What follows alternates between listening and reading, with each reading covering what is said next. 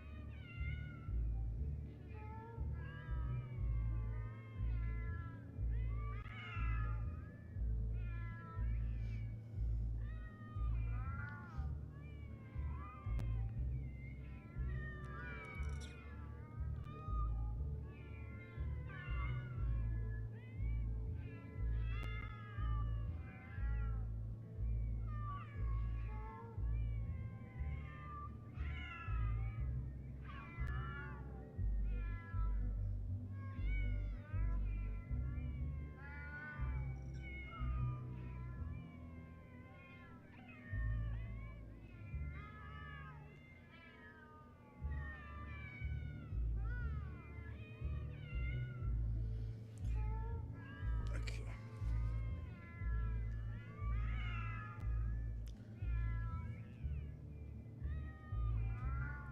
Cool.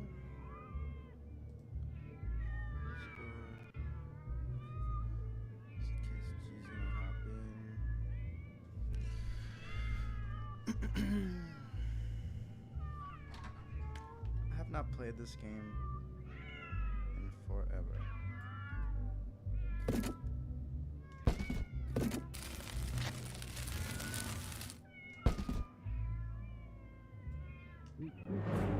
Hold on, sidekick. Sounds like there could be trouble behind that door. There's someone in there. Get ready. 1, 2, diabetes! See, I told you the cops were chasing me. And you led them here, you stupid bitch? Who you calling a stupid bitch? Do I look like your mama? Let's stand it up, Classy! These kids are cops? That ain't no cop. That's Captain Diabetes. Jonathan Piers Morgan, I said. His mom farted during labor and it gave him diabetes that he uses to fight crime. That is not how people get diabetes. If they aren't cops, then we can shoot them, along with this bitch too. Oh, shit. Y'all turning on me? I knew I shouldn't have went into business with y'all Tony Soprano-looking motherfuckers. So long, Captain Diabetes. Let's see your diabetes savior now. Uh-oh. Ah! What the? I want my keys! I don't have your keys, man. Ah! He's wasted on red wine. Red wine drunk is the worst drunk there is. Ah! Ah! Let's get the fuck out of here. All right, Captain Diabetes. This is it. Give me my fucking keys. You are in no condition to drive. Then die.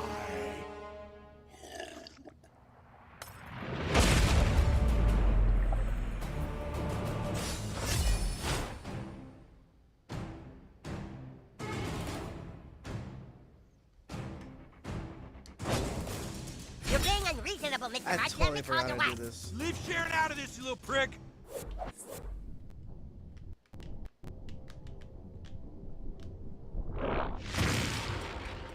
Let me...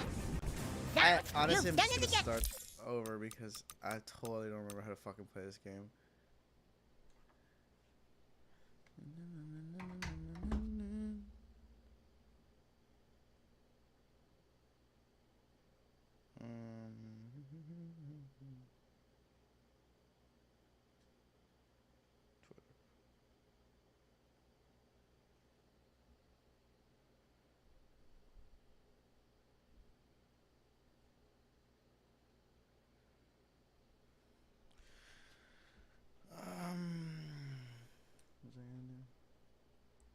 Dude, they need to put the full fucking interview up of Kanye.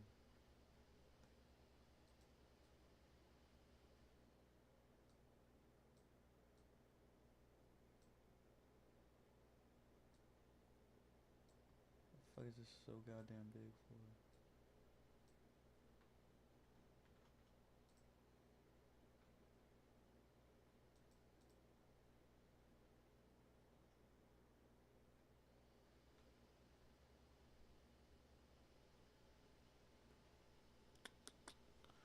Should I play a different game?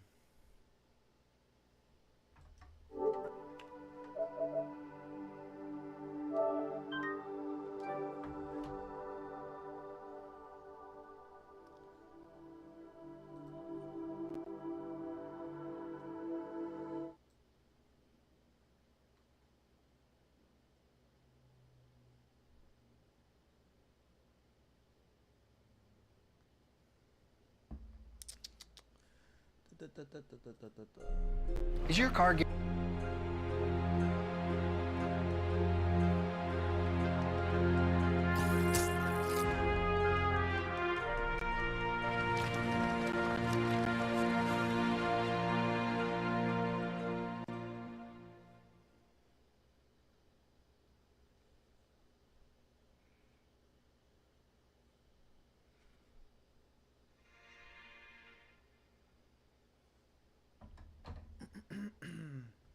Oh.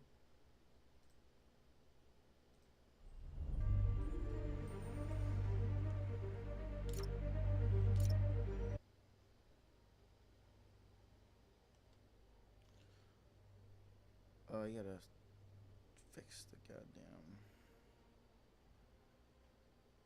settings real quick. So former President Barack Obama went on the Pod Save America podcast, and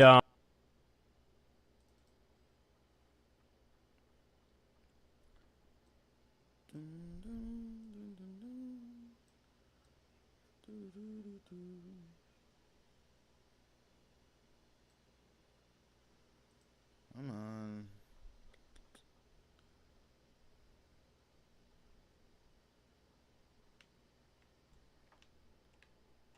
Okay.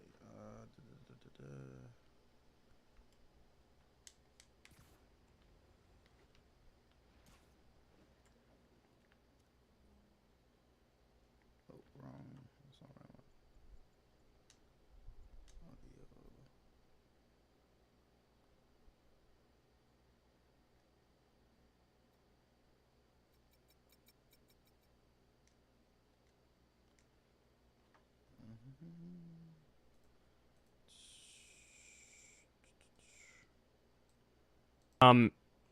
he did an interview that was about an hour long, and they touched a variety of topics. Now, the thing that's getting headlines that I've seen is that he called Democrats, quote, buzzkills. And, he sort of went after this notion of... They are.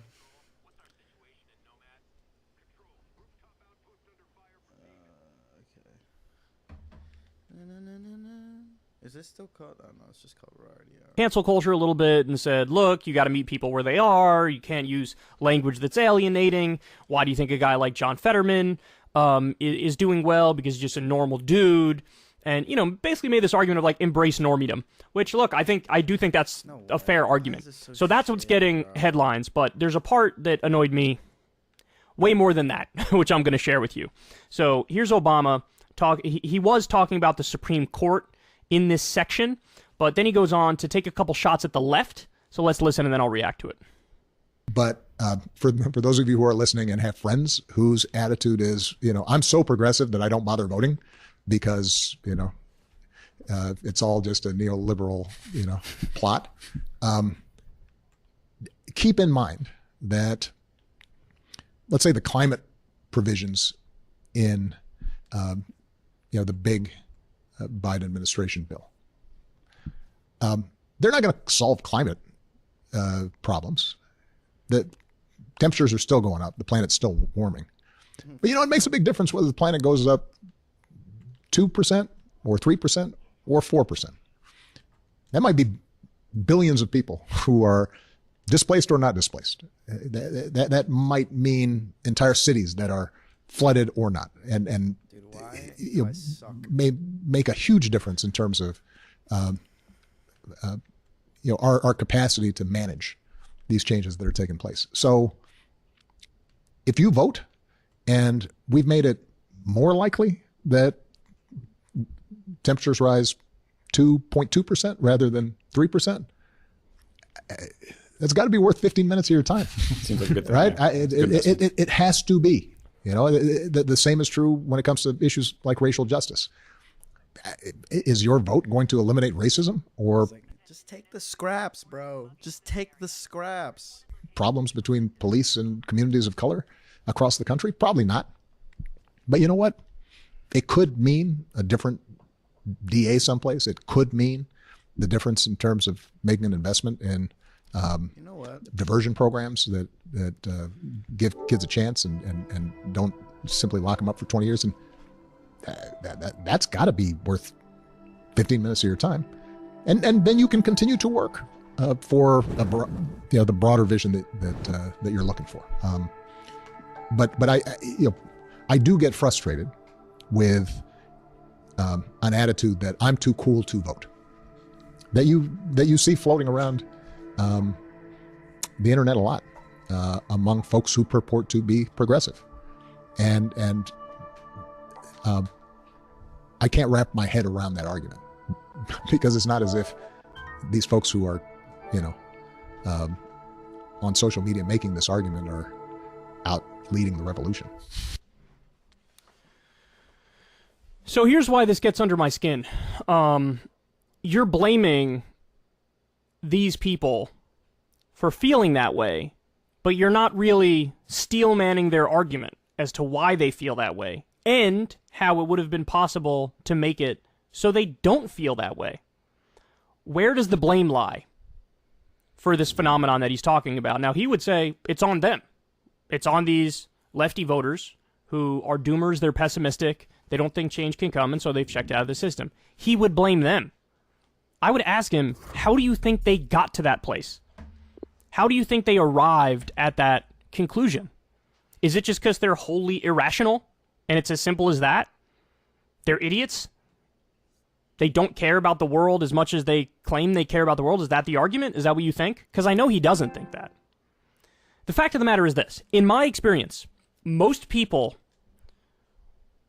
particularly on the left too, most people are more rational than you think. Now, is there a small percentage of any group that's going to be like totally irrational and absurd? Yeah, but that's welcome to acknowledging the nature of people, right? But the overwhelming majority of this group, there was a way to avoid this, Barack Obama, and you didn't avoid it. In fact, you're the main reason why people ended up there. Because in 2008, we had the subprime mortgage crisis, we had the Great Recession, we had all these illegal wars going on overseas, and Obama came in as the change guy, as the candidate who was really going to shake things up. We were at a turning point in American history. He had a mandate to go full FDR. He had a mandate to totally change the nature of our economy and our foreign policy, and he actively chose not to do that. Now, his real politics are like corporate, centrist, neoliberal Democrat stuff. I know he swats aside this idea of a neoliberal plot in there, but why don't you just own what your actual beliefs are? I would have more respect for him if he was like, yeah, I took the path I took because that's the path I believe in. I don't believe in social democracy. I believe in, a liberal version of capitalism where you just take off the rough edges and that's it. If he was honest about that, then I wouldn't, I would just have a disagreement with him, but at least it'd be an honest disagreement. The argument he made here strikes me as kind of dishonest, because you know how people ended up where they ended up. Because how many people went to prison over the subprime mortgage crisis and the Great Recession and the colossal fraud that was committed on the American public? How many Wall Street bankers went to prison? How many? None. None went to prison. How many Americans lost their houses because you guys decided we're going to bail out the financial institutions, but not the people? We're not going to do a bottom-up bailout. We're going to do a top-down bailout, which is sort of this trickle-down economic approach. And how many people lost their homes? Millions. So you can't look at a generation that was raised in that environment. They tried to do the let's change it thing by voting for you. You delivered half measures at best, and then they're mad, and then they're pissed off, and then they feel very pessimistic. They're doomers. Well, why do they feel that way? And by the way, look, and this is something I'm noticing even more so now with Biden, because Biden has done some little things here and there that are real fundamental pieces of change. Joder puta! And I'm reminded of how reasonable these people really are that Obama's attacking here, how reasonable most of them are, because all Biden did was reduce a little bit of the student loan debt. All Biden did was say, we're going to pardon all the nonviolent drug offenders at the federal level, wipe their records clean, and so they can get a fucking job. That's all he did. Things he can do by himself. He did do it by himself. And everybody on the left was like, oh, No. oh, thank God. We got a crumb of help. We got a crumb of help in the right direction. Oh, thank God. Literally. Oh, it turns out this Biden guy's not that bad. And when I did that segment, remember I did that segment on Crystal Kyle and Friends where I said I think Biden is already better than Obama was? And I was expecting some semblance of disagreement and backlash over that, but the overwhelming sentiment was like, no, that's exactly right. We totally agree. That's exactly right. So, in other words, like, Obama, to clear the bar, Obama just had to do like a couple, if he was the one who did student loan debt reduction, or if he was the one who pardoned all the nonviolent drug offenders at the federal level, then So close. I think like 70% of these people he's shitting on would still be involved in politics. But he, you know, look, he's the tweaks around the edges guy. He's the status quo manager guy. Now, I'm not saying he did nothing that was good, but he certainly fell well short of what his promise was. He didn't fundamentally change the system in any sense at all. No. He bailed out the con artists as the American people got screwed. He unfortunately continued the wars.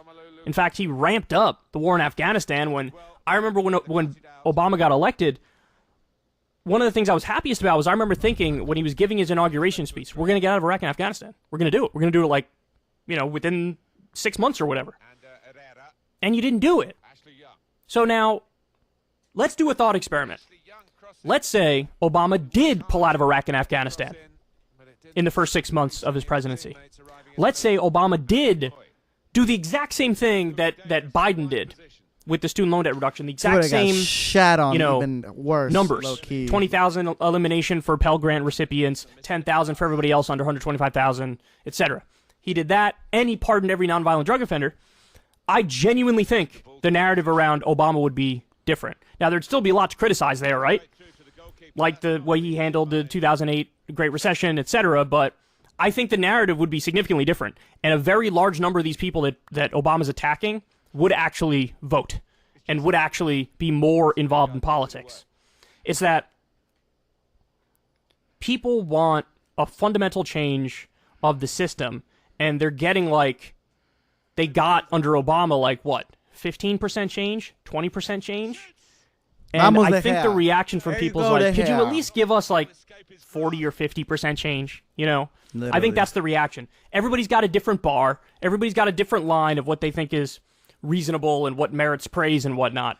But in my experience, most people are pretty fucking reasonable. And any amount that you truly help them is rewarded, right? When did Biden have his highest approval rating? When he cut $1,400 checks. He had a 52 or 54% approval rating. Biden's approval rating with young people was in the fucking dumps. It was incredibly low. Then he canceled student loan debt. Then it skyrocketed. And again, he didn't even do full elimination. He just did a little reduction. And even that, people were like, oh, thank God. Okay, we like him now. So, in other words, what I would say to Obama is, dude, you have to look in the mirror. Just be more honest with everybody. Say, I'm a neoliberal corporate centrist. Like, that's my politics, and I will argue for those positions. Fair enough. But also, just acknowledge the fact that maybe, just maybe, if you went further, if you did more things that you could do that's in your control, you would have been liked more. When you had a supermajority and you couldn't even get a public option, well, whose fault is that? You want to blame the specific Democratic senators who wouldn't fall in line? Fair enough, but you didn't fight for it the right way. You didn't really make them pay a political price for doing that, right? So own that. Own that. If he had gotten us a public option, if he had reduced student loan debt, if he had freed the nonviolent drug offenders, we'd be having a different conversation about Obama. As opposed to, hey man, he's largely a failure that did some good things. We'd be talking about, he was kind of a success, but did some bad things. That would be the narrative. So anyway, Yeah, this does annoy me because it's on you, dude. Like, this is on you. If you went further, if you were more aggressive, if people really got a sense that you were fighting for them as opposed to managing the status quo and barely tweaking stuff, I think it would be a different narrative on the left now. I do. So, people just want a little bit of help, dog. And that's why do you think now that I finally see Biden doing some decent things, why I'm out here like, look, credit where it's due, because Jesus, I suck. I'm trying to channel that important sentiment of like, if you keep doing stuff like this, you will get rewarded. People will vote for you. People will fight for you. People will argue for you. So just keep doing the good things, you'll get rewarded. But Obama fundamentally let people down, and then he's like chastising them after he let them down. And saying like, why are you letting me down? No. You gotta earn the support. You gotta earn, the excitement of people getting involved in politics. You have to do it. You cannot blame them.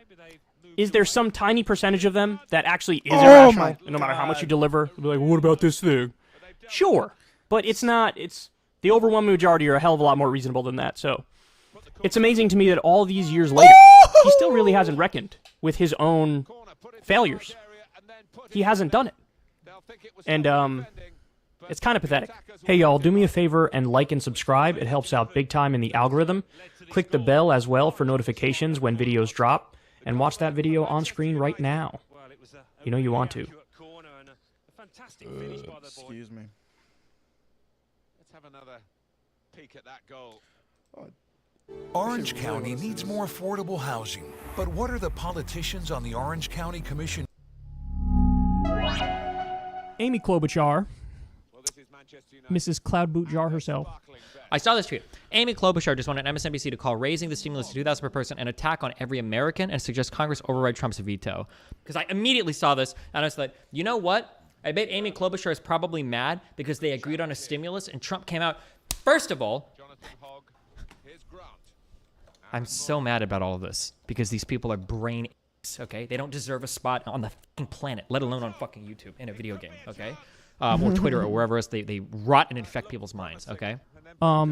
Is going to show you exactly how not to respond to a rogue President Trump who's offering people more money. And now he's saying that he's going to veto it. There is some nuance to it with him saying that he wants a larger size payment to the American people, which is something that Democrats argued for at every step of the process. And now House Democrats say, okay, well, if that's what he wants, we'll provide him with that. What the fuck is that there? I wonder just what you make of this very last minute scramble of what we thought was going to proceed here with this relief bill. I kept thinking tonight, well, these pardons are an attack on our very democracy. This is an attack on every American. Dude, what is happening? She says this is an attack on all American? So this guy's thing is, Amy Klobuchar just wanted MSNBC to call raising the stimulus to $2,000 per person an attack on every American and suggest Congress override Trump's veto. Well, I wonder what Amy Klobuchar actually said. Let's listen.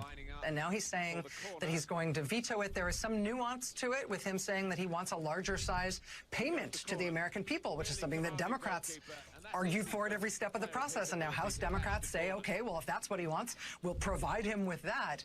I wonder just what you make of this very last minute scramble of what we thought. Trump is trying to do the right thing, but the Democrats will stall him out until... Wrong, and you're stupid as fuck. If Trump wanted to do the right thing, Trump has had 4 years to do it. Trump has had 70-some years of his life to do the right thing, and he's never made that choice. He doesn't give a fuck about you, and you should know that. It's obvious. He's a fucking billionaire that he inherited his fucking wealth. He never fucking cared about you. All he's done is cut more in taxes for people like me than people like you even make an income. That's it. Trump never gave a fuck about you, and he helped people like me more than he'll ever help anybody like you or anybody that you know, okay? You're delusional. But get high off that fucking Trump Kool-Aid, because I made a lot of money for the past 4 years at least. Fucking moron. Thought was going to proceed here with this relief bill.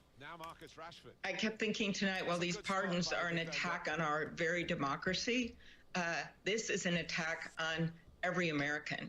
people who are struggling to get by right now, out of work, whose the unemployment is going to basically I'm an end idiot. the I'm an day idiot. That was so after bad. Christmas if this doesn't pass. People who are out of work, people who need the help. The vaccine distribution, Rachel, is in this $30 billion. These vaccines are not going to just parachute into a small town in the middle of Minnesota. We need the help for the states to get the vaccines out. And he is literally undermining our entire effort on testing and vaccine distribution. This was a hard-fought negotiation. Of course, you're right. Democrats were pushing for more funds for the individual payments. But in the end, this was a negotiation, and he knows very well we're reaching the end here with the unemployment, with our small businesses can't take it anymore. One Yelp study early in the year showed we were having 800 small businesses close a day, and there's over $300 billion to help small businesses in this bill. It is the second biggest stimulus in the history of America, and for him to turn this down, obviously we have the votes to override his veto. In the houses, we have those votes. But he should not be doing this right now when his own Treasury Secretary, Steve Mnuchin, was involved in the negotiations from beginning to end. He is literally trying to burn this country down on his way out, as I said at the beginning. Imagine being such a fucking idiot that you think that Trump is just going to give the thumbs up to a stimulus that all else equal is just $2,000 per person. Like, how stupid are you? Like, you're just as bad as any cum-guzzling dipshit fuck Republican that is just fucking worshiping Daddy Trump. You're just as stupid as every single one of them. Oh, here we go. You might have even bought the propaganda harder than they did. Dude, like, fuck how me. fucking naive are you? I can't even believe that people like this, like, have a following and actually, like, disseminate their stupid fucking information on the internet. Like, it's disgusting. Holy shit. How fucking stupid are you? Jordan has no idea how legislation is passed. Nobody that's left of fucking Bernie Sanders in this country has any idea how anything in Congress is passed. It's unreal, dude. I never thought I would see people on the left eating up fucking Republican propaganda. Unbelievable. And look at all these dipshit. 15,000. Look at people eating this up. Amazing optics for the Dems to very publicly fight for less money. How stupid. What an adult. What an adult in the room, being serious and reasonable and rational. What a victory for bipartisanship. Trump did not suggest raising the stimulus from $600 to $2,000. Okay? Fuck off with that bullshit. Trump suggested raising the stimulus from $600 to $2,000 and trim unnecessary spending. There is a world of difference between those two suggestions, and you are monumentally fucking stupid. You're running right into the Republican propaganda if you're going to sit there and blame the Democrats for having issues with the revised bill, because that's what Trump wants, right? Trump wants to say, hey, we should raise the stimulus and cut the extra spending. And then when you go to negotiate the bill and they're like, we want to cut this and this and this and this and this, and you're like, wait, hold on, what the fuck? We're not cutting all that. Then you'd be like, look, Democrats are holding up the bill. We wanted to give you $2,000. They're not coming to the table to negotiate. Like, well, hold on, fuck you. One, we already had a bill. And then two, you're trying to make a $2,000 like stimulus now contingent on other budget cuts. Okay? Fuck out of here with that bullshit. Stop being 4 fucking years old. Have a brain. Like, Trump even tweeted this, that he wanted to cut extraneous. Can somebody find the original Trump tweet, actually? I need to buy a Where is PC, the bro. Trump The quality of the tweet stream is $2,000? Can somebody find the... He even says it in the suffering. original tweet. I am asking Congress to amend this bill and increase the ridiculous As I say it, my game gets shittier and shittier. to $2,000 or No. $4,000 for a couple. I'm also asking Congress to immediately get rid of the wasteful and unnecessary items. There you go. It's not just an increase. If you thought it was just an increase, I don't even know how I knew this. It must have been like I must have read a quote in a news article. I thought it was a tweet. But like, it's instinct, not you knew just an increase in stimulus. Don't be so fucking naive. It's so disgusting to see lefties fall for Republican propaganda. You slurp up Trump's fucking propaganda cum, just like Republicans do. You know better than McConnell or Paul or Ryan or Jeff Sessions or any other dipshit Republican that's high off the fucking Trump Kool-Aid. It's unbelievable.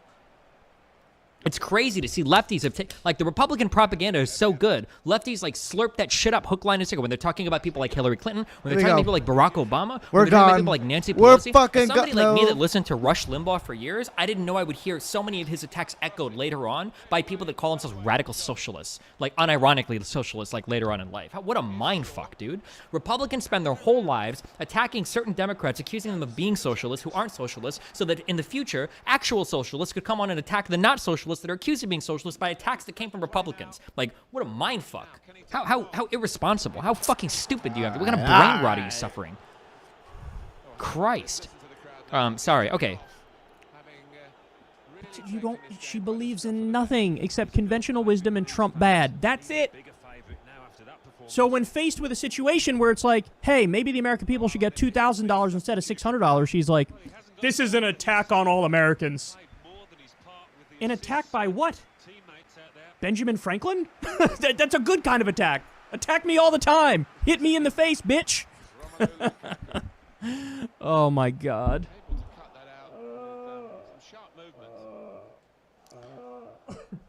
I hate everything so much. Oh, my God. I can't believe Amy Klobuchar didn't win the Democratic primary. I'm seeing so many brain-dead fucking Trump is outflanking the people on the left. Stupid fuck. Well,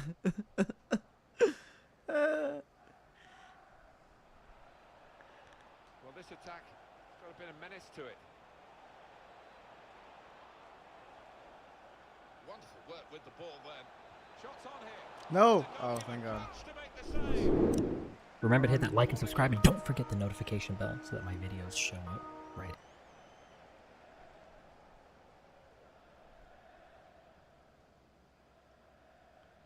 Is there not a debate? Oh, fuck, hold on.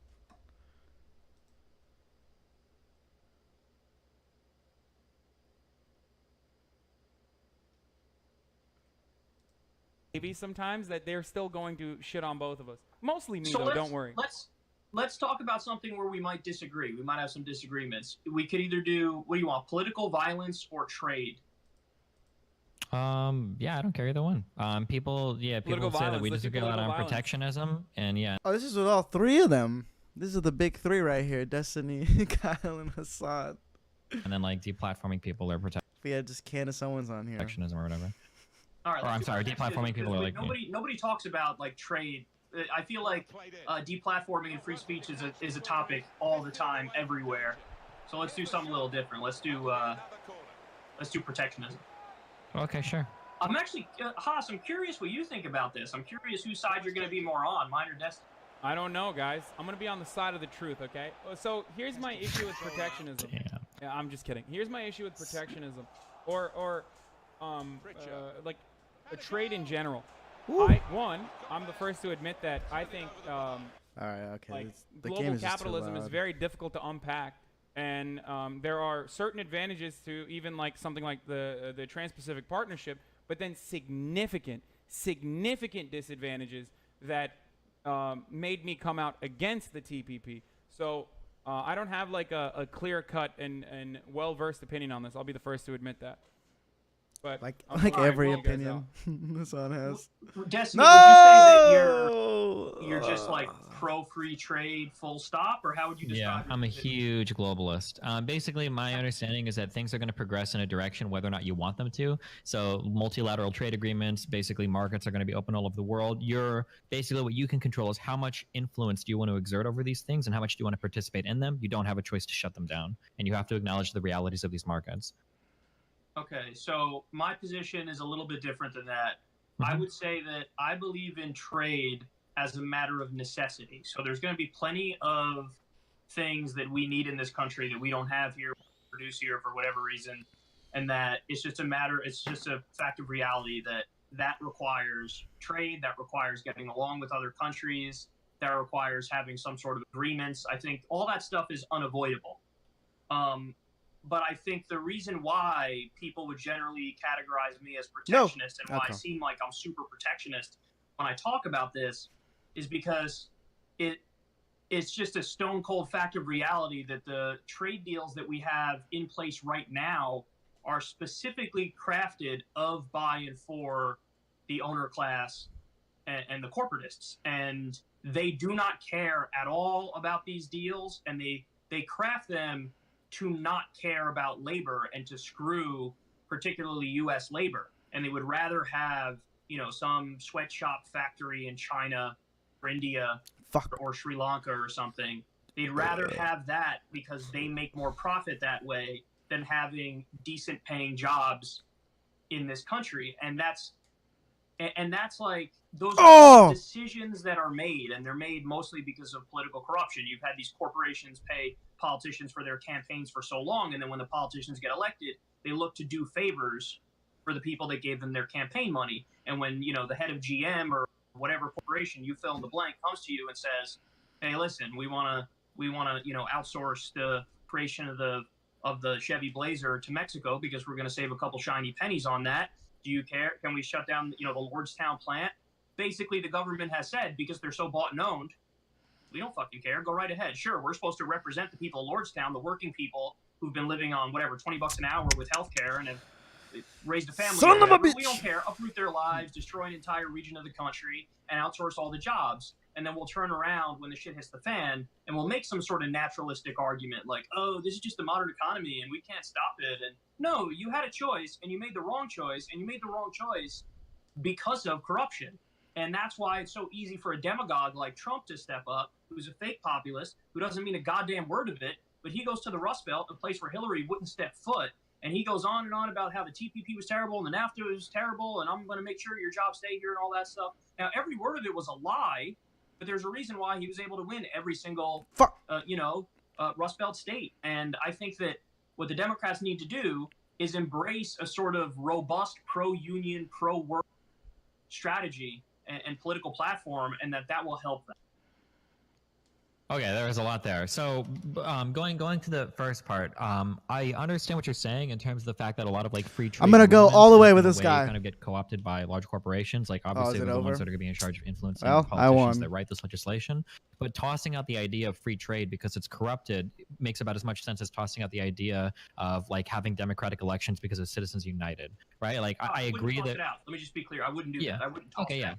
So, like, I'm very much in favor of free trade. Obviously, I mean, I don't think any of the three of us here are in favor of corporations writing legislation to benefit them over the average worker for, like, multilateral trade agreements. I don't think anybody here would be of that mind. So, I mean, like, obviously, the best of both worlds would be a way to write up these deals such that, like, the average American is represented as much as possible, but still being open to free trade. I don't see why that can't be a possibility. Yeah, I mean... I certainly like that better than what we have now. And I don't know, theoretically, I'm not sure we could even come up with anything that would be better than that. Like, I wouldn't be against that. I'll say that. But in terms of, like, the way it works right now, it's almost comical, which is why you have such a populist anti-trade backlash. So... Yeah, but I mean, like, that could happen just as easily domestically as well, right? Like, so for instance, our ISPs are domestic bodies that collect a lot of our taxpayer money, do fuck all with it, and then fuck the consumers. That has nothing to do with free trade or global stuff. That's all kept domestically. I could just as easily imagine the exact same type of thing happening here, where maybe you get a domestic corporation like Walmart that's able to do all of its manufacturing and everything in the United States, and then, you know, because there are so many artificial restrictions to trade in that world, let's say, for instance, Walmart sells clothes, but I think I can get people that can like do clothes better, but I need to import the material in order to do it. But Walmart does it locally, pays everybody shit, fucks everybody over. But because they're the ones that are engaging in the rent-seeking behavior of keeping trade like artificially locked in the country, now people can't compete with them, and now they fuck everybody over, and they use their position as like a big lobbyist in order to do that, right? Like I feel like we could just as easily envision as many ways that large companies could fuck us domestically in an anti-free trade way as we could, you know, fucking us like internationally with free trade. That's what I feel like. No, I totally agree with that, but the way we stop that is basically to end the private financing of elections and make it so that we have clean elections by law, because then you wouldn't have as much sway. These corporations wouldn't have as much sway over the body politic as they do now. And another for sure, I agree with that. I think we both agree on the same points, though, that like currently protectionism, regardless of our position on protectionism, we understand that the system is inherently broken because it benefits the owners of corporations rather than the workers. But I don't agree with that, but I mean, you don't agree with that? You don't agree that like? I don't agree that capitalism is inherently broken, right? Otherwise, I'd be a socialist or whatever Fuck you are. Well, no fucking way. The way that it I think creates. Haas is saying the way the system currently works is broken, right? Yeah. Haas, or no? I'm upset. That's what I'm saying. But Oh, I for also sure, don't for think sure. that. But I think that is a consequence of capitalism, like the class antagonism that's at the heart of it. But and that's precisely why we were talking about like political agency and autonomy for the working class, and helping them engage in political action in a collective manner. But the thing that bothers me is like, I mean, look, I like globalism too, which is why I always have this issue. Like, I think we can have a more morally consistent, a better way of actually participating in global trade. But currently, the same forces that depress wages at the domestic level could be expanded upon global trade in a nearly identical fashion. Exploitation is still at the heart of all of the deals that we're No way. executing, which then ultimately hurts the domestic. I'm gonna start over if I get a red labor card force right as now. well. I'll literally see start what I'm the game saying? over. I think that's the core of why, I appear to be super protectionist when I have these conversations in the context of the U.S. is because that's at the heart of it. Like, exploitation is the heart of all these deals. That's why they're literally written in secret with like corporate overlords. In some instances, they don't even allow Congress to see it until it's like already done, which is crazy when you think about it. I mean, when you look at TPP, for example, under TPP, you were able to sue for loss of expected profits in the future. So, okay, so hold on. I know a lot of people get really mad over stuff like this, but a lot of the provisions in the TPP, so specifically, a lot of people say governments are allowed to be sued by corporations.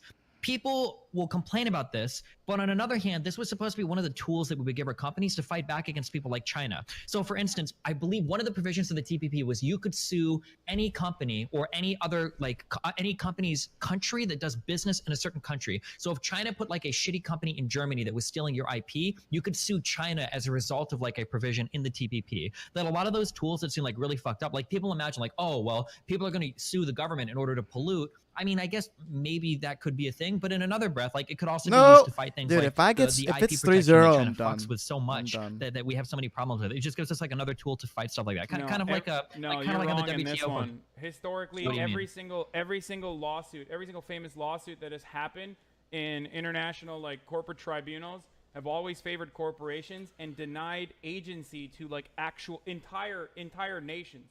Like it's awful. And So let me wait. What do you?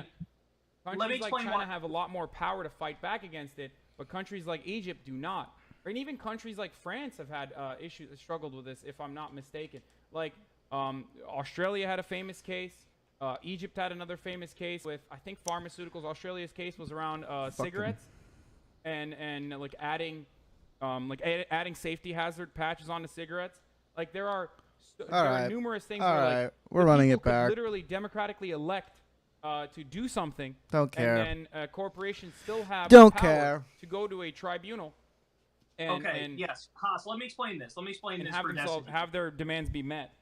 Okay, I'm sure, Destiny, when you hear this, you're gonna change your opinion a little bit on this. So, under the TPP, there are these allegedly independent international Tribunals or whatever, that yeah. are going to be set up. And under this system, what you do is you take sovereignty away from the countries and you put governments and corporations on equal footing. And so when there is some sort of a dispute like you were just describing, it will be ameliorated and adjudicated at these international tribunals. Now, the problem is, guess who gets to pick the international tribunal? The corporations.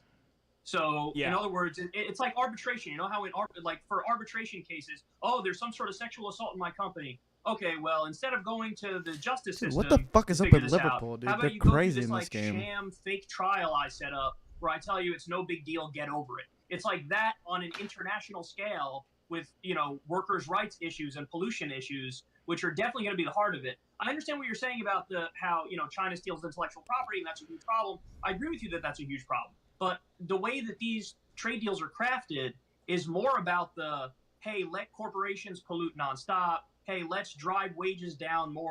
have a race to the bottom and raise profits at the same time. So it's just that there's no transparency, and the neoliberal world order has made it so that, you know, people's lives are I'm worse an idiot. off, I wasn't paying and we're attention. just going further down that track with the way that these deals are crafted.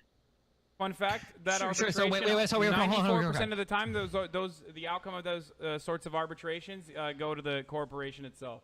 Not shocking, but Wait, what's your... Okay, so somebody literally linked me this. On June 24th, 2015, the United Nations Conference on Trade and Development, UNCTAD, released its World Investment Report 2015. Chapter 3 of the report provides some new and most interesting numbers on investor-state dispute settlement cases. Who wins how many cases and when? Following the UNCTAD's traditional methodology, the total number of concluded cases is broken down between settled state wins and investor wins.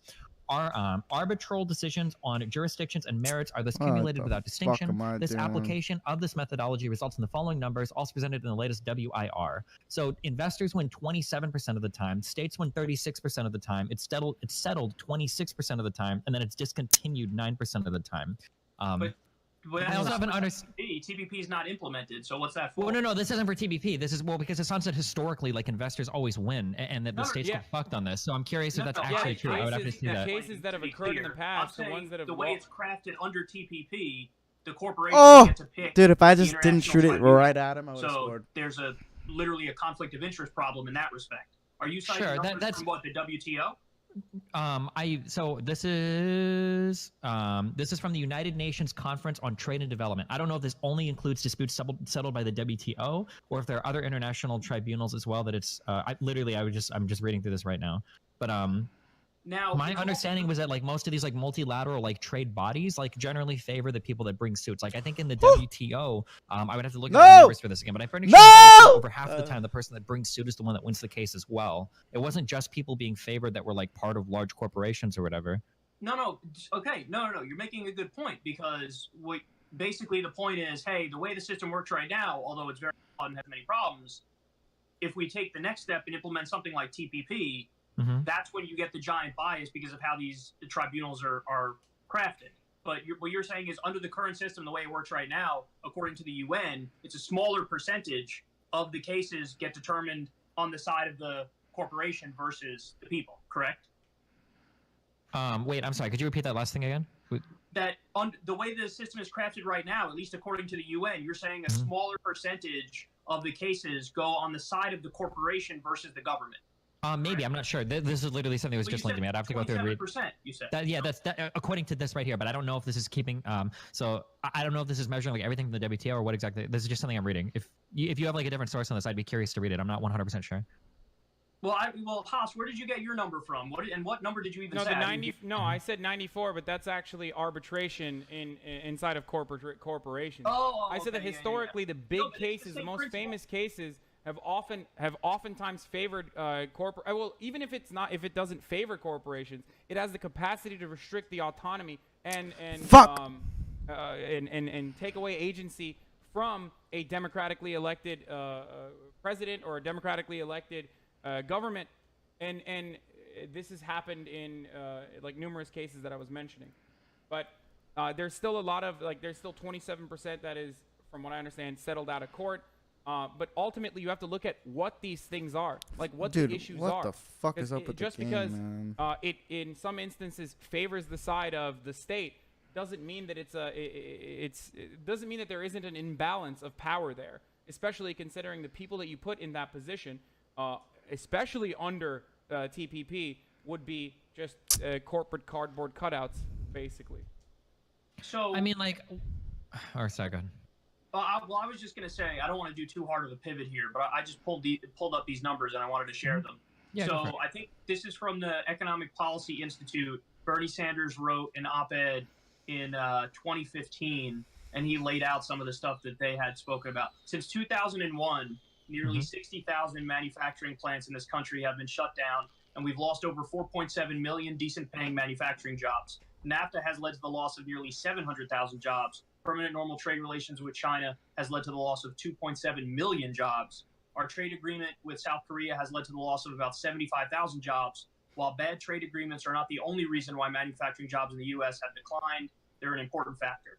So I that's don't know like, if those are necessarily bad things, though. Okay, so I was going to say that's like the heart of why I'm so hard on our trade agreements is that if you're a representative or you're a senator, you're a congressman in the U.S., your job is to represent your constituents. And what these people do is they don't give a fuck about them. They don't care about Yeah, them. but like I don't care. Yeah, I don't give a fuck about them though. This is like part of my like economic position. I don't care about manufacturing jobs in the United States. If another country can do it for cheaper and we have the ability to like allocate our workforce to do other things, like this is comparative advantage 101. Why would I want to try to compete with another country on manufacturing when they could do it a million times cheaper? It gives people here the ability to do better jobs that pay more, hopefully. It gives people the ability to buy other things for cheaper prices. It gives you the ability to open up other types of jobs because people have more money to spend on things like this, right? If you've got to spend, $20 or $30 on a cheap t-shirt because we're going to manufacture everything made in America, I don't know. I just don't see that as being a win, that we have to punish every single American citizen to save our manufacturing jobs. No, but okay, so it's not as drastic as the hypothetical you gave, because I remember reading a story on this years ago. I'll see if I can pull up the exact number, but it's only like, I don't know, 15 or 20 cents more to get something. Like, I think the example they were giving was for fast food, like a burger would be like 15 or 20 cents more to pay them a living wage as they did it. So it's the same, it's the same thing at work here. It's like, you can pay a factory worker in the U.S. a living wage, or you can outsource it to wherever, fill in the blank, Burundi, I don't know, and you pay them whatever, $1. Come on, I fucking hate Paris. You don't have to pay that much more, and we also I don't know avoid why that I race ever to the picked this bottom. fucking team, But bro. basically, the perspective that you just gave, that's the exact argument that's made from the business owner. They're like, hey, listen, I own the company. I get to make the decisions. I'm going to, we'll make a little bit more money if we do this. I don't care about the people who live in fucking Bumblefuck, Ohio. Fuck them. But now to get to Hasan's main thesis here, and his whole point is that, well, then maybe something's inherently fucked up with the way our system functions, and maybe it shouldn't be this, like, little fucking dictator, business owner, philosopher king who gets to determine things and uproot people's lives willy-nilly and not give a fuck about it. That's like a huge problem. And a good solution to this would be you should have at least 50% of a board for a given company should be labor, because there's no way that they would decide collectively to outsource the jobs and ruin their own fucking communities. Yeah, but we always look at it from one side where we hyper obsess, or lefties hyper obsess over like the merits of letting labor decide what they want to do. Well, labor is just going to vote in their own interest and they're going to fuck other people as a result, like just as easily. Like, do I want, let's say for instance, I have the ability to buy a t-shirt for $10 and there's like a t-shirt manufacturing firm down the street that's like worker run and the workers are vote on shit. Well, let's say that there's the opportunity that we could outsource all of their jobs and I could buy that shirt for $2 or something. They're never going to vote on that. So here I am having to spend more of my money in a regressive manner, right? Because chances are if you're poor, you're spending a higher percentage of your income on like clothes and shit. Well, now this impacts even the lowest of people have to spend more money to save their shitty jobs because they don't want to export any of their jobs to another country because they're only looking out for themselves. Why does everybody have to suffer to save their jobs? Because their wages are higher, Destiny. That's what you're missing. You're saying, oh my God. Their wages, but only a small subset of the economy's wages are. Not everybody works at these plants who are going to be saving money. Well, but you have to think about it from the perspective of, you said it's a narrow perspective to only think about the labor. Yeah, like look at like manufacturing cars in America. Every single person in America, or almost every person in America, is impacted by the cost of vehicles, right? Why the fuck would I save a couple cities worth of jobs? The majority of people are the workers, so why should we care about the fucking asshole owner who's making these decisions? There's so many fewer owners than there are laborers. Why? It's like saying, why? Well, I don't care about the. Yo, Sneeko literally is streaming right now on a new channel.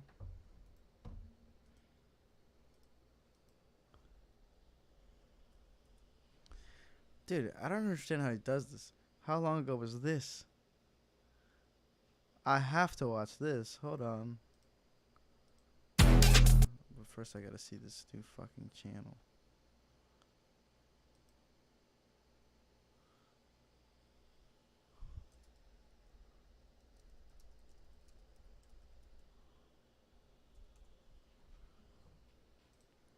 For hosting me these past couple days. Bozo, change the name back to Soldier of God. Is this where my laptop shits itself?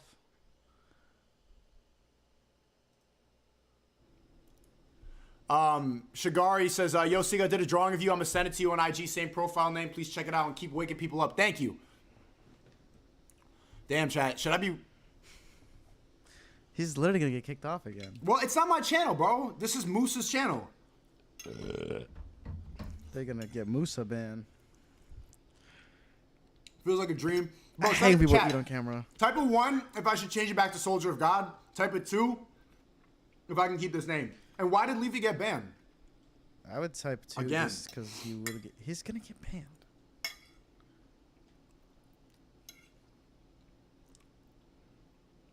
I should change it to Soldier of God.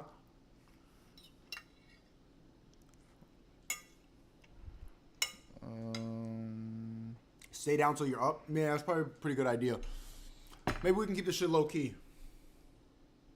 Oh, Leafy got banned. Ramos, that's a foul. Leafy got banned because he used his OG AdSense account. Well, it's not me using my OG AdSense account.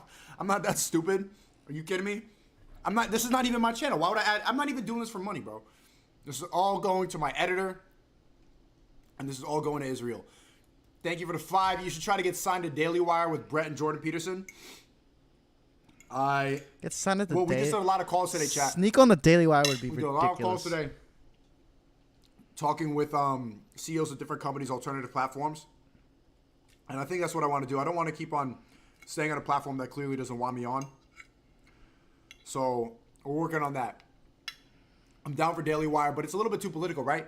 I don't want to just be doing political content. I'm chilling right now. I'm eating some chicken. Yo, look at that meal, man.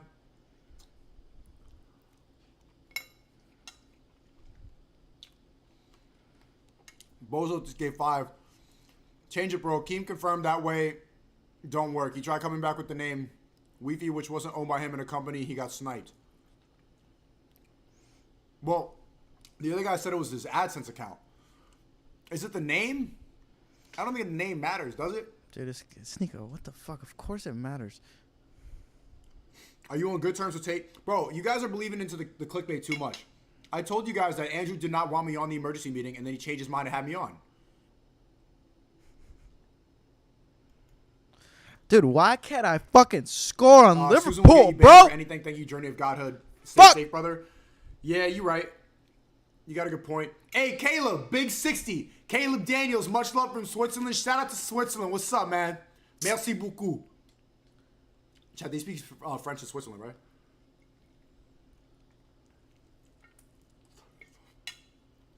She didn't give me a knife or a napkin. So my only option is to eat it like that.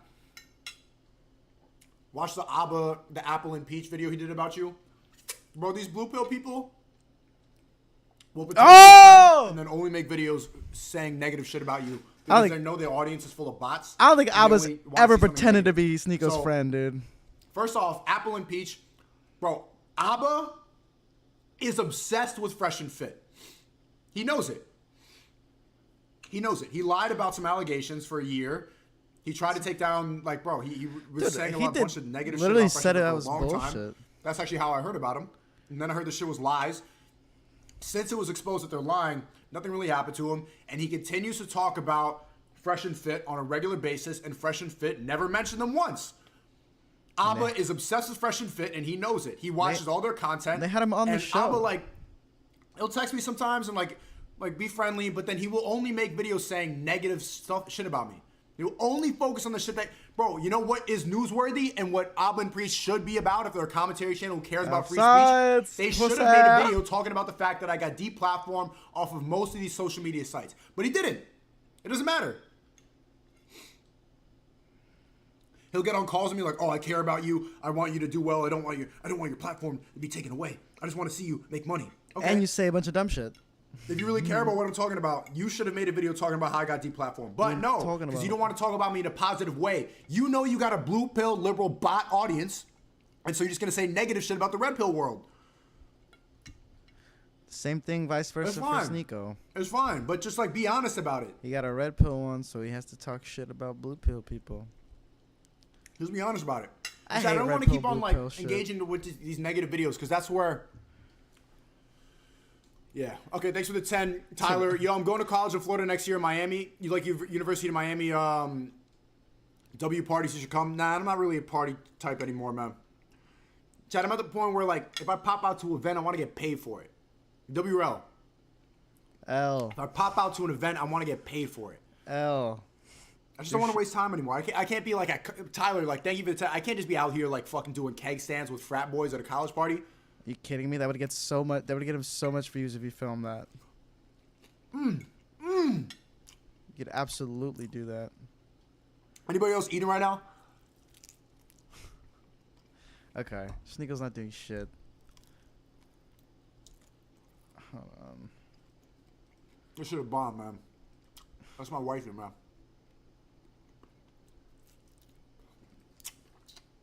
We'll come back to this later. Let's go back. The owner, or I'm not looking at the owner. I'm not looking at the owner or the laborer. I'm looking at the consumer, right? What gets them the cheapest product so that they can allocate their money in the way that.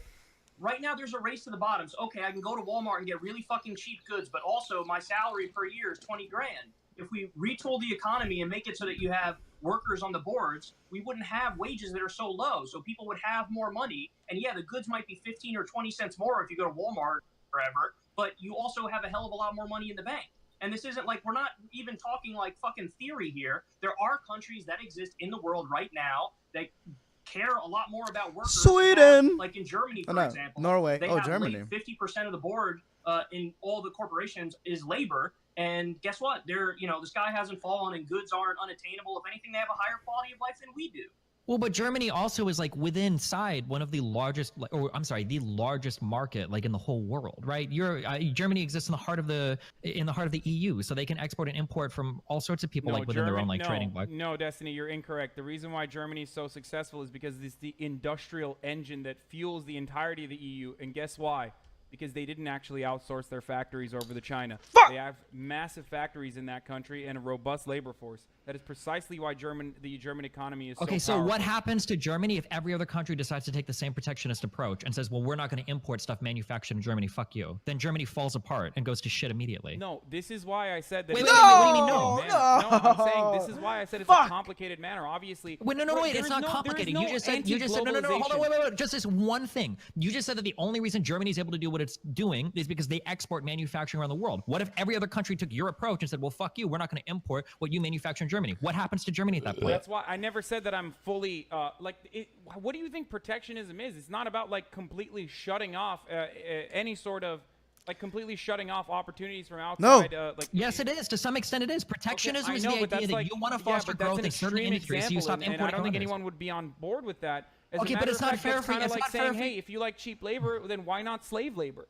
Why not? No, it's not fair. It's not fair for you to say, well, look, Germany's really successful because of their manufacturing when Germany is thriving on the free trade of other countries. Of course, they can do well. You are setting up a little bit of like a caricature of the protectionist position. Like we all understand that it is incredibly complicated and that these are not you don't just take to steal a phrase from Obama. You don't use a fucking hatchet when you need a scalpel. Like we all get that it's really complicated, but the idea that you don't even consider letting the workers have a bigger say on the board, or you don't consider in certain instances doing protectionist policies. I mean, this is all it's all very rational stuff that has existed at certain No, I don't in US agree. history. In certain instances, I do think protectionist policy can be okay. If you want to protect certain fledgling industries, especially for developing countries, I think that there are certain instances where protectionist policy, okay, this is to be decided by economists, not a dumb fuck board of laborers that don't know anything about international trade. I would never trust a person whose job is on the line to vote for a sensible policy related to their job. Absolutely not. They're there to protect their own interests, Destiny. Right? They don't. Oftentimes you have some of the biggest fucking assholes. They still say Art Laffer isn't a fucking economist. He's been wrong about every single fucking thing he's ever said. They still say Larry Kudlow is an economist or is an expert about the economy. The dude's been wrong about everything he's ever said. So there is no democratic interests are just as important as having people who can crunch the numbers and be experts on this stuff. Because 100%. For the economy, it's not like math where the answer is the answer and that's the end of the fucking conversation. There actually are competing theories. And there are just think about it of Keynesianism, for example. They don't say at all times, doing quantitative easing is a good thing. But sometimes quantitative easing is a good thing. So it is a complicated thing, and you do need to kind of weigh the different interest groups, whether it's labor, whether it's economists, and what they're telling you is the right thing to do at the time. I mean, it's not an easy answer. I mean, I would love to revisit this at a later time because I don't have all my sources on hand. But I had a debate where I had to debate some guy against Trump's protectionist policies, and I did a fuck ton of reading this. I couldn't find a single fucking economist. What? Yeah, because his No, not just related to Trump, but when I tried to do reading about protectionism, I couldn't find any economist worth his weight in salt that would actually come and be like, oh yeah, protectionist policies are generally good. Every time it's been practiced in the United States, it's been done for stupid political reasons. It's generally always resulted in net losses. It seems like most economists believe that most of our like multilateral trade agreements, including things like NAFTA, have generally benefited the America in general. Now, some industries have been like hurt. So for instance, agriculture in places like California or manufacturing in places like Detroit maybe suffer, but as a whole, like America tends to benefit. That seems to be the position, but I don't like have these sources like on hand. But this idea that like anybody supports like protectionist policies as a means to build or help an economy, or that like multilateral trade agreements are bad, I'm gonna see if my computer shits itself. Like take these sources and shit on this. Here's the problem with what you just laid out right there. Yeah. It's like the people who, and it's always conservatives, they'll always bring up like the GDP or how the fucking stock market is doing as if it's like a good indicator of how your average American is doing. And you see a lot of the same shit happening with, you know, certain economists when they talk about trade, where they act like, bro, I don't see the problem. Look, the profits are soaring, so everybody's by definition doing well. It's like, well, yeah, your spectrum of analysis is so narrow that it's doing well in the confines of the spectrum you just laid out, but that's not an accurate spectrum. It's like, you know, the point that Haas kind of alluded to before, where people always are like, oh, bro, you can't have a minimum wage, because if you have a minimum wage, it will by definition lead to unemployment, so you can't have it. And obviously employment, this is like a key economic indicator that we need to care about. It's super important. Well, then you can easily respond to that by saying, okay, there's a way we can have literally full employment 100% across the board. You know how? Slavery. Does that mean we should do slavery? No. Like, it's a shitty, narrow way of analyzing how the economy... I don't disagree with you, but like on one end, having a bigger pie is better. You just have to figure out how to divvy it up, right? So like, I don't... Okay. Hold on. don't disagree, for instance, that companies that take advantage of immigrant labor or companies that take advantage of exporting their supply chain to other countries to make higher profits probably aren't helping us if they're not distributing those earnings to either their American workers or to other people in the United States. So I'm in favor, I think like you are, of like greater like redistributive tax policies and stuff like that. If you take advantage of exporting your supply chain to other countries, if other people manufacture it for you, maybe you should have to pay a higher tax in America that takes care of people that don't have these types of jobs or that are suffering as a result of this. I'm okay with things like that. What I'm not okay with is saying, well, because corporations benefit from this economically beneficial thing, we're going to shoot ourselves in the foot and say, fuck our economy. We're going to, you know, we're going to throw away all the stuff that we know is good just because it only benefits a narrow subsection of Americans, rather than saying, well, let's take this thing that benefits a narrow subsection of Americans, let's tax them for it, and then we can redistribute the winnings to everybody so that we can continue to take good economic practices like into our decision-making thing, and then use our tax policy to reward or punish people accordingly. I feel like that's like the better approach to things. If we didn't do NAFTA, if we didn't do permanent normal with China, if we didn't do CAFTA, do you think we'd be in a worse position today or a better position today? I think we'd absolutely be in a worse position, no question asked. I totally disagree with that. I think we'd be in a much better position. Yeah. Okay. I feel like every Why do you analysis... think we'd be in a worse position? Because like consumer goods would be a little bit more expensive, or what do you... You say a little bit more. Everybody acts like, oh, well, an iPhone would just cost like $1. Maybe the iPhone won't even exist. I mean... Let me inject a fact here quick, because I actually was able to successfully the thing that I was trying to reference earlier. According to researchers Ken Jacobs, David Graham Squire, and Stephanie Lucci, 41.4% of a pay increase to $12 an hour would go to workers and let me cut to the chase, the number here. 46 cents is how much more a family would pay at Walmart if Walmart decided to pay a living wage. 46 not cents shitting more itself for your average purchase. So in other words, it's Wait, pretty this is hopeful. a minimum wage policy. This has nothing to do with international trade or protectionism. But I referenced this before. It was an ancillary point that was talking to the same principle, so I just wanted to give you the exact number. Bottom line is, yes, you can have regulation on the economy, and it's not like all of a sudden, if you do the regulation, that it's gonna be worse off for everybody. In fact, basically my point is, for tiny trade-offs, you have massive benefit. So if you craft these trade deals in a way that are fair to workers, you can still have the upsides of not shooting yourself in the foot, to use your language, without destroying the economy. So you can help workers and also not be in a little isolationist bubble where you can't get certain goods because you're totally anti-trade. It's a little bit of a false dichotomy act like, oh, if we're a little bit more protectionist and we care about workers, that somehow that'll like tank our standing in the world economy or something like that. Okay. 100%. Well, but no economist will back this position up. I know, but we can dig into. I really want to like revisit with state. Well, hold on, well, because like you're basically laying out like a really pretty story to me that has never been borne out ever. Like all these countries that have tried, like with very rare like examples, like maybe Japan post World War II. It's usually very rare that a country like enacts like hyper protectionist policies and it ends up benefiting the country. Like it seems generally that when you open trade, like even for every analysis I've seen on NAFTA, for every American job lost, like you gain like so much in terms of productivity or decreased prices of consumer goods, that like all of these things seem to be borne out like pretty well. And to say like I don't know, so like what exactly is your argument that like somehow we could protect manufacturing jobs by paying, everyone? Everyone suffers from learning from the same school of thought. Everyone is a neoclassical economist, and therefore they all have similar understandings in regards to the importance of GDP rather than the like conditions of the working class. So yeah, like that's precisely why you don't hear a lot of like Marxian economist takes either. Sorry, go ahead. No, well, I was going to say my argument is that those numbers that I was citing are numbers. This is where I blow it. This is where I fucking blow it every goddamn time, bro. How many Well, people's I mean, here it goes. Wait, yeah, I'm curious. Here we start. And we don't have to go over this now because I'll go over this later. Can you shoot me like whatever you have later? You don't have to do this now, but like whatever you see where it's like if we just spent like 20 cents more, like every worker would have a living wage order. I'd be really curious in seeing stuff like that. Okay. Yeah. I'll send it to you. Of course. And further, just to further drive home that point that I was making before, the same argument centered around increasing taxes in the past. The same argument centered around increasing the minimum wage or at least adjusting it to inflation.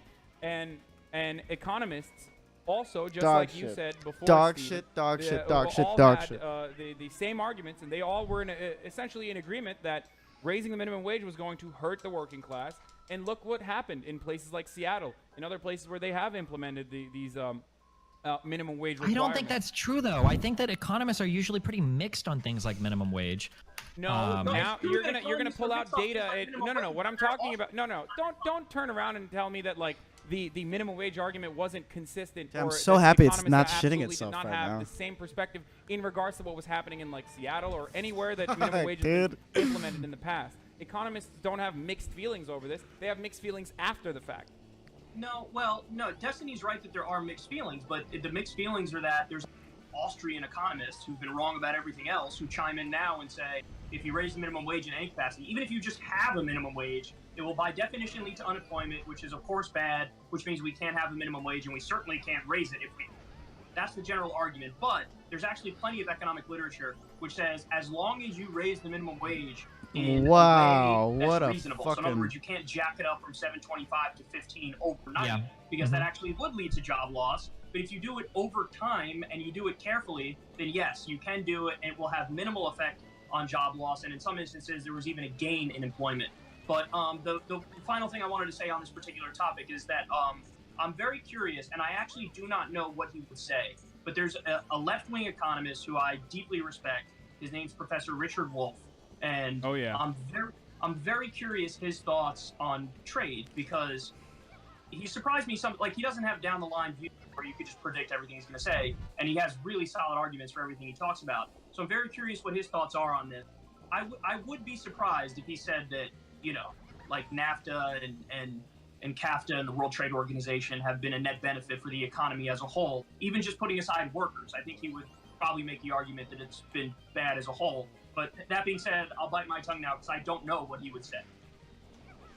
Sure, yeah. We could revisit things like globalization and come back, I guess, on trade. But like, yeah, I feel like every time I've done this research in the past, it's always like reaffirmed my position. This is one of the games I used to be. It seems like I've never found like this huge body of work, or all these economists that are like, oh yeah, like we need to hardcore protect our industries. Like it'll definitely benefit the average American worker. It just never seems to be the case. It seems like if you want to make these trade-offs, what you're doing at the end of the day is you're saying we are going to arbitrarily value certain American jobs. So we'll say manufacturing, and we're going to do that at the cost and detriment to every other American worker and business. Everyone else is going to suffer as a result of this, but at least we can save this narrow subset of manufacturing jobs. Every company that relies on transportation, every individual that buys a car, all of these other people are going to be paying more for it, and any business that would have benefited by people having more disposable income are going to suffer for it. But at the very least, we can save this like a few 100,000 manufacturing jobs. Okay, that seems to be every single thing I looked at. No, it's a misrepresentation of that position. It do NAFTA and we didn't do permanent normal trade relations with China, that if we didn't do that, that somehow like we'd be living in a hellscape right now. I don't think we'd be living in a hellscape. I just think we'd be worse off. I mean, like in your world, like maybe things work off. I mean, I don't think, like for instance, like in the world where we don't normalize trade relations with China or do NAFTA, like I don't think like the country collapses or whatever. We all die. We'd probably be fine. We'd just be a little bit shittier. Okay, and there's another element that we're not considering, though. There's another element that we're not considering in the form of like ensuring that we still have a strong labor force in America. Not only helps the American economy because now those consumers have more purchasing power, but also on top of that, you build a momentum from the bottom up. Also, know I'm using a that's part of the garbage reason why I controller originally from started China. This conversation before we even talked about trade deals by talking about the completely eviscerated labor class, the working class Americans here. Like the benefits of that, especially in regards to legislation that would favor them, is significant. It would genuinely improve the lives of all Americans. Like I happen to think that if we still had manufacturing jobs here in this country, we probably and we still continue to have trade unions. We probably would I fucking already hate have, this controller. I'm achieved, blaming the controller. I don't give like, a fuck. Some form As of knows. Medicare for all, or maybe even nationalized healthcare in its entirety. Destiny, just for the record, I DM'd you the thing that I had mentioned about minimum wage. Okay. And the increase of 46 cents or whatever. Sure. But I don't like the idea that we need to keep our economy the way that it's always been. Like we can't like move our economy forward because we have to protect some other workers. Like I'd rather like continue to innovate in our economy and move forward. Go ahead. Just to be clear, I don't believe that. I don't think we have to keep the economy exactly as it is, and I don't think. I think that your portrayal of a more protectionist trade policy, like Bernie Sanders would advocate for, and many lefties would advocate. Why can't I hit that? I think it's a little bit of a caricatured view of it. I think that, yeah, but we don't have to keep talking about this. We can get to other stuff. Should we? This is like my last topic, so because I have to leave in like 5 minutes ago. Wait, Kyle, do you want to stay on after this? I want to bring in Trihex again and continue the conversation, or do you have to run? No, I'm good for another like 30 minutes, 40 minutes. You can bring him in. Oh, okay, perfect. All right. Destiny, are you gonna leave now, or when are you? How much longer do you have? I didn't hear you. Sorry. I can probably hang out for like 5 more minutes. Okay, cool. All right. All right. So, do you want to disagree or agree in that 5 minutes? Let's keep disagreeing. All right. So let's do political violence. I think actually all three of us might have different views on this. Like, why can't I move? That one was kind of me and Haas versus you, Destiny, but I think all three of us disagree on this one. So political violence. What's your stance, Haas? We'll start with you. Okay, there's different forms of violence, as I tried to mention last time we had this conversation. For example, structural violence, like poverty, the violence that causes you to go out and do jobs that you don't want to do because of the fear that if you don't take on these jobs, that you won't be able to actually put food on your table and put a shelter over your head and protect your family. So, and then there's systemic violence that we also usually normalize, like state violence or police violence, these sorts of things that most people don't have, like most average apolitical people don't have issue with. And then there is, I guess, what we would consider political violence, the third form, which oftentimes is outside of the norm or is considered as outside of the norm, like violence to capital. God damn, I knew it. Or like anti-fascist mobilization. And I happen to think that while I don't advocate for 3 it, stars in a I row. That's how won't, you know I'm trash. Stand in the way of it, especially when it comes to the, especially if it's used as a last-ditch effort. And I think one of the successes of this could be seen in the Gilets Jaunes movement in France, where they're literally fucking burning the entire city every weekend, and have been able to successfully get the government to at least listen to them.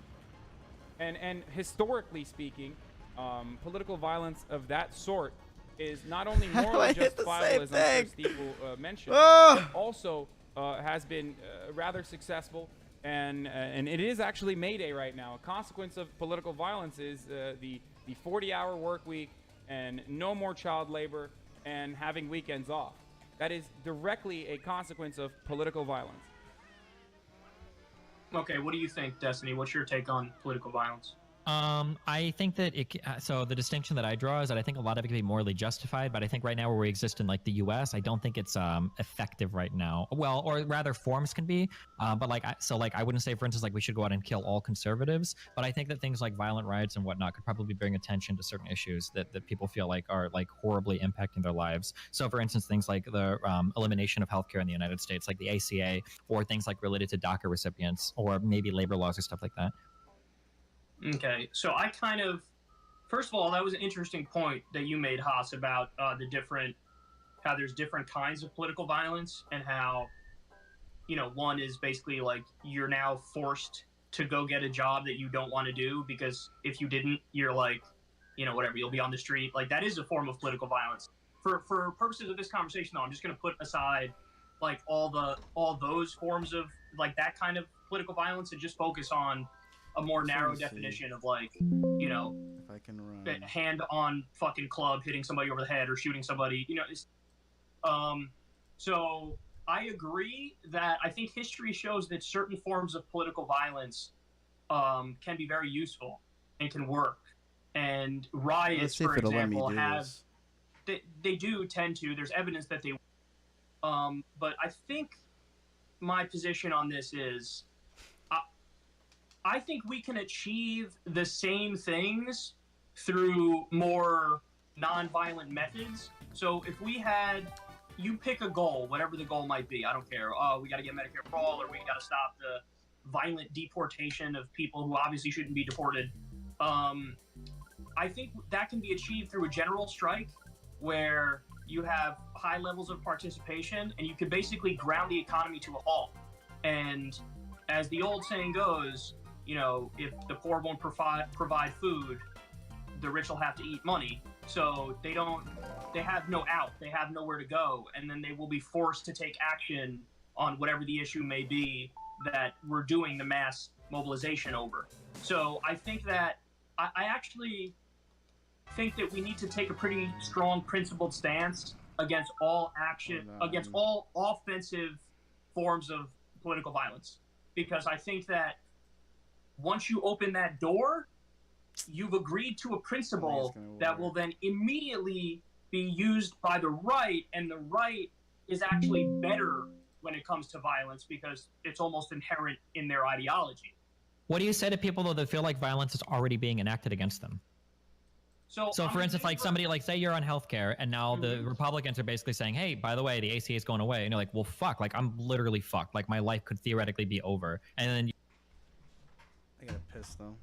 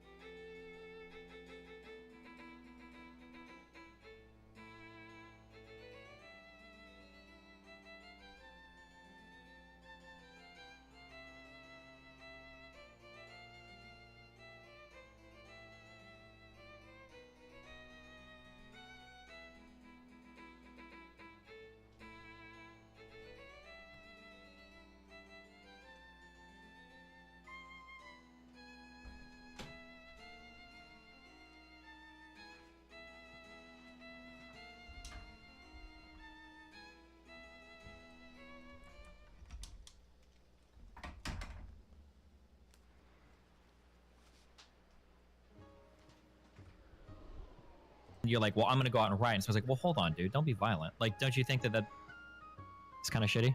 Yes, I'm in favor. The only kind of violence that I support, and this is not just domestically, this is also internationally. I think the only way you could justify it is if it's defensive in nature.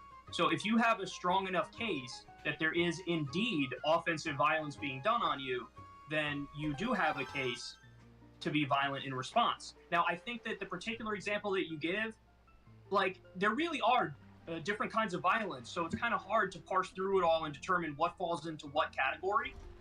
But for an example like the one you gave, yeah, I think that at that point, I mean, it's hard to not sympathize with some sort of property damage, you know? Yeah.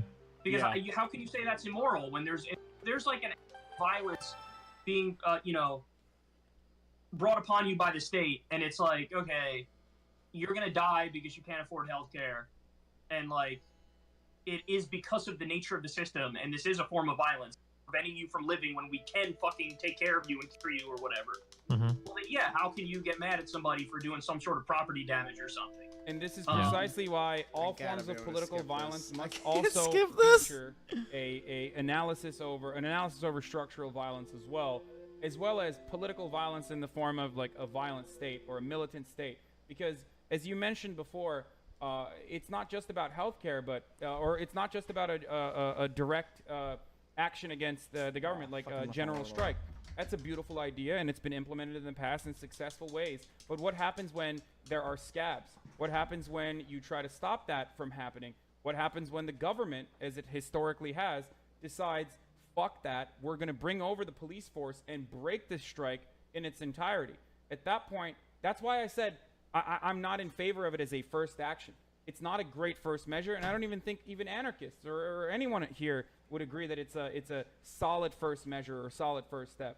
These are multivariate problems that require multivariate solutions, where we have, on the one hand, peaceable options on the table. We have the Martin Luther King Jr. protesting in the streets, doing civil disobedience, and then you also have Malcolm X on the side protecting black communities, oftentimes with armed forces if necessary, while also doing things like the breakfast program. There's no way I need to read this. So I think I'm like a little more sensitive to optics though than you, Haas, because, and maybe even is because I actually do think that as a general rule, anytime there's some form of left-wing violence, it will immediately be portrayed as like, they're the violent ones, they're the thugs, they're doing this offensively. And so you have to kind of account for that level of propaganda and misleading in your analysis of when it makes sense to use violence. And I feel like the counter propaganda to that point, though, is still always going to be the problem. Is like, and even it sounds like, I'm not saying you're doing this intentionally, but it almost sounds like you writing off completely the violence committed by the other side. Yeah. So, like, for instance, like so here, I'll give it a personal, because I know we love stories so much, right? I had a friend that worked at McDonald's. He fucking hated his job, but he had worked there for the past 5 years, and he knew he was going to die at that job because he had type 1 diabetes, and there was no way that he could leave that job because he had health insurance through them. There's just no way. He can't ever switch jobs because of that pre-existing condition. Although under the ACA, that changed, right? But because he had type 1 diabetes, he was stuck at that job forever because health insurance is usually tied to your job. So this is a person whose life is being like immeasurably fucked. Like, imagine being like 30 years old and it's like, I have to work at McDonald's and I can't do anything different. Like, your economic opportunity is fucked, your educational opportunity is fucked, maybe your ability to create a family is fucked. All of this is basically, you know, completely destroying your life. Maybe you get a way out of that due to the ACA, and other Republicans are like, nope, we're taking that away. To tell a person like that, well, hold on, dude, like, look at the optics of you, like, going after them. Isn't that really fucked? Shouldn't the answer to that person be like, or rather, wouldn't that person say, well, your optics are actually fucked. Violence is being enacted against me every single fucking day by the state, and there's literally, like, no recourse for me. Like, I'm totally fucked. Well, I wouldn't say to that guy, your optics are fucked. I wouldn't say that to him specifically. Wasn't that what you're saying to Hasan, though, right now, technically? Well, I'm just saying that in general, the left should be aware of that, because it's so, I've seen it time and time again, where it's there, left is immediately portrayed as like, look at these violent thugs rioting, and it's totally senseless violence. And I just think we need to be cognizant of that. But I'm not saying that therefore now our principle should change, or our standard on when political violence makes sense changes. And for that guy's situation, first, let me just ask you, what should be done? Why do I have to sit through this? this? Can I just step in? Just really let me quick run and around, bring up a not historical figure out what point I'm that I supposed think to is do, important. and quit. I love you all very much. I have to leave. I should have left a long time ago. I'm so sorry. Okay, but you guys listen. Carry on. I love you guys very much. Okay, everybody can go to Hasan's channel if you want to watch the continuation of this conversation. Have fun. Bye, Destiny. See you, man. Right. Hold on. I need to reconfigure everything now. Bonnell left, but. You just start a fucking new video.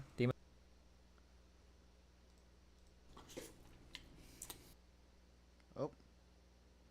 Satan runs the world, and so if you lead with empathy and what God and what Jesus would want to do, that's the best. What the hell? What you just did. You should be. Absolutely not. You know, I will say I'm sorry for the. Watch some of these videos, man. Oh, one more. Kanye apology reaction. Perfect. Also, Adam22 and Matrix Agent. Thank you, L. He was silenced you every time you spoke the truth. Seems like he was paid by the Clintons to control you. Bro, no, he's a good guy. Siegel, you already have almost 100K subs on Rumble between your two channels. You should start posting on there again. Don't have to censor yourself. Dude. Chad, I don't like the Rumble layout. Spoke to this apparently a Agent Element. Ye went on Piers Morgan and apparently apologizes for his anti-Semitic tweet. Let's see if he actually did. I hope it's clickbait. You don't hold accountability to my pain. You're being a Karen. I'm talking you about. Don't I'm hold talking. I'm not a Karen. To the pain. I'm not a Karen, and I'm not going to cancel you, and I'm not going to uncensor you. I'm simply going to challenge you on what you're saying. You can't. I think you don't understand the pain that you've been causing with some of these comments, and I think that one in particular, I can understand. Oh my God. God forbid one comment could cause people to feel any of the pain that my people have went through for years. Even like the blacks. Yeah, go DEFCON 3. Halfway. Let's go. Being ushered to the left during the civil rights movement. No one has cared about blacks. All right. No one is. I'm starting to see a pattern with Piers Morgan. I don't watch a lot of him, but based on the way he's conducting this interview and the way he conducted the Andrew Tate interview, it seems like he's trying to be the voice for a lot of the normies, for the bots, and provide like the pushback that's necessary in order to platform these people. So the trick is to not get deplatformed when you have really canceled people on. Is to just disagree and push back, and then people are still on your side. Can I mean, say I agree that the racism against black people has been utterly deplorable, shameful, unacceptable, and thank God the world is beginning to move to a better place about the way it has treated black people like you. However, one form of racism doesn't justify. It's almost in a better place. Well, one form of racism. Piers does not shut up. Let the person speak. It doesn't justify another. It's not a better place. I'm not cutting you off. I'm finishing my sentence so you can respond. One form of racism. One form of racism. It is racism when you say I'm going DEFCON for Jewish people. I was in a position where I've been hurt. Ready for him to interrupt him 5 more times in this like 5-minute clip.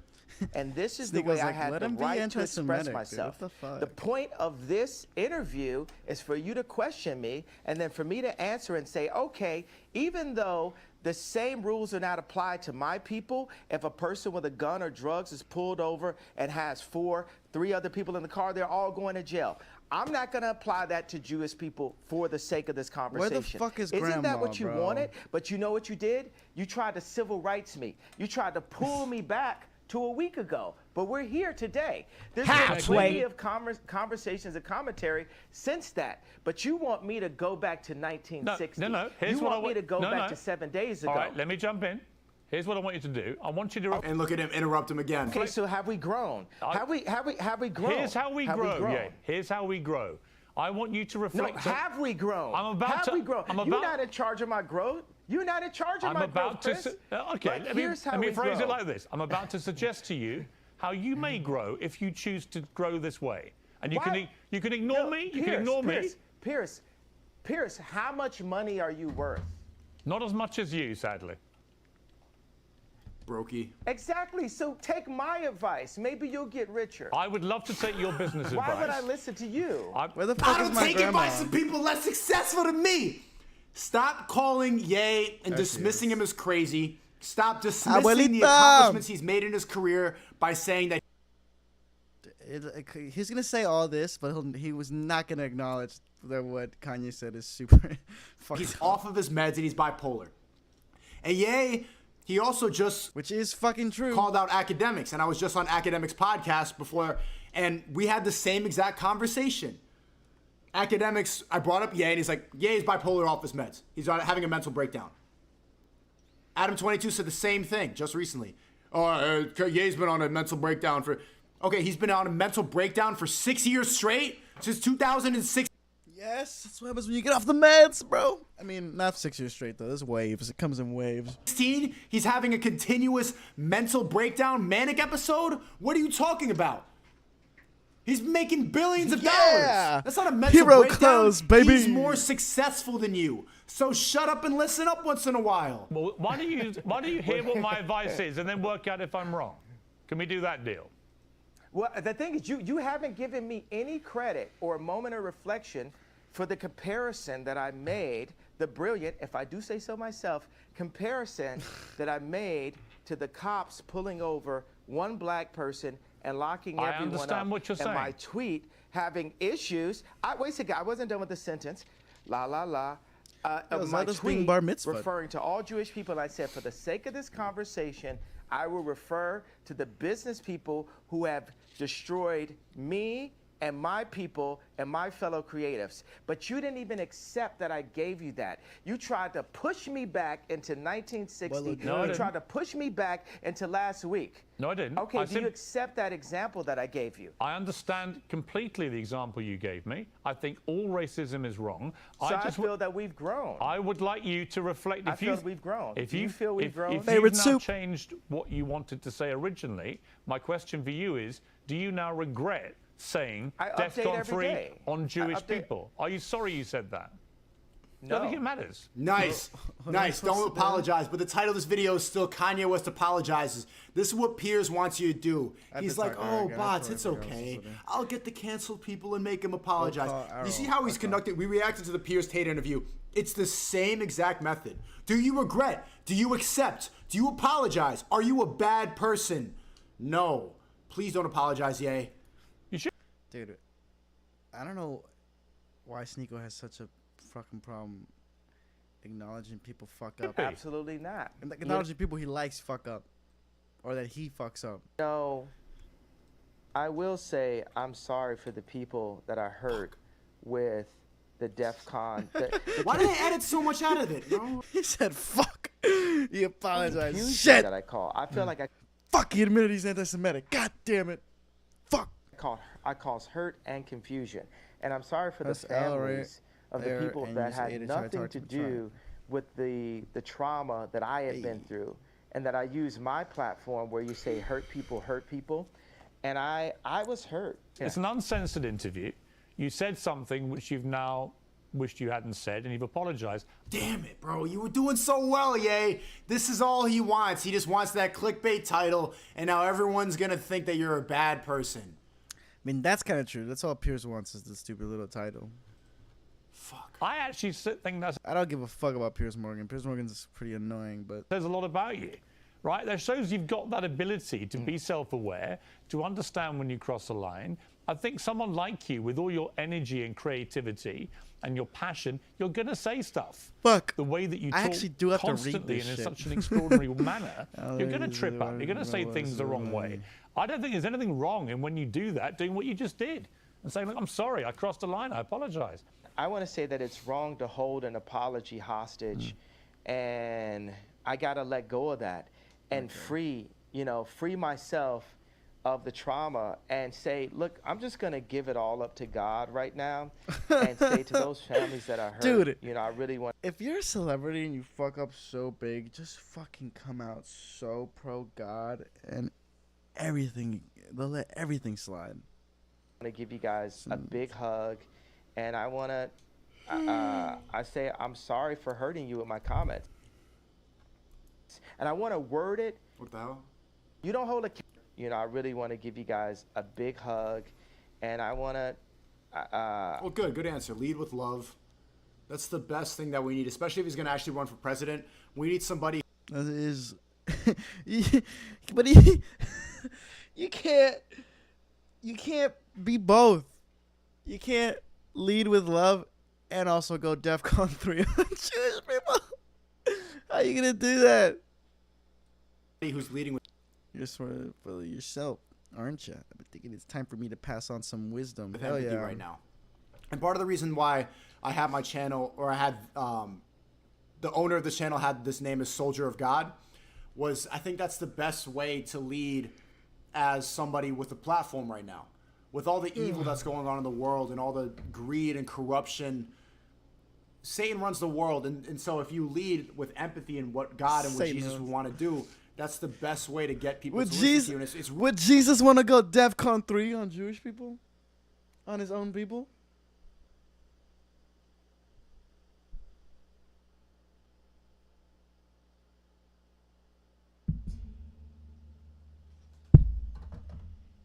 really what the world needs right now. And I think that Soldier of God was named after what Ye would want to. I say I'm sorry for hurting you with my comments, and I want to. You don't hold comments, and I want to word it in not in like a political way, but in a. Oh, it's a Zoom. It's not. Presidential way, which means what I knew a president to be when I was growing up. They edit too much out of it, man. That's true. I wonder if it makes what these bots think think. Look at the comments. The bots are saying, this makes the Andrew Tate Piers interview seem like level 1 easy mode. Yeah, you should not have apologized, Ye. I think you could have reworded it. You could have like explained yourself, but you should not have apologized. In my opinion. Every Piers Morgan interview, say you are sorry so I can say you are a better person now. Yeah, Piers wants to have the level of authority. He wants the apology for his platform. Oh my God, so that how he much can look at you fucking with a reading is condescending in look this game? like this. Like, I'm the good person. I'm a good guy.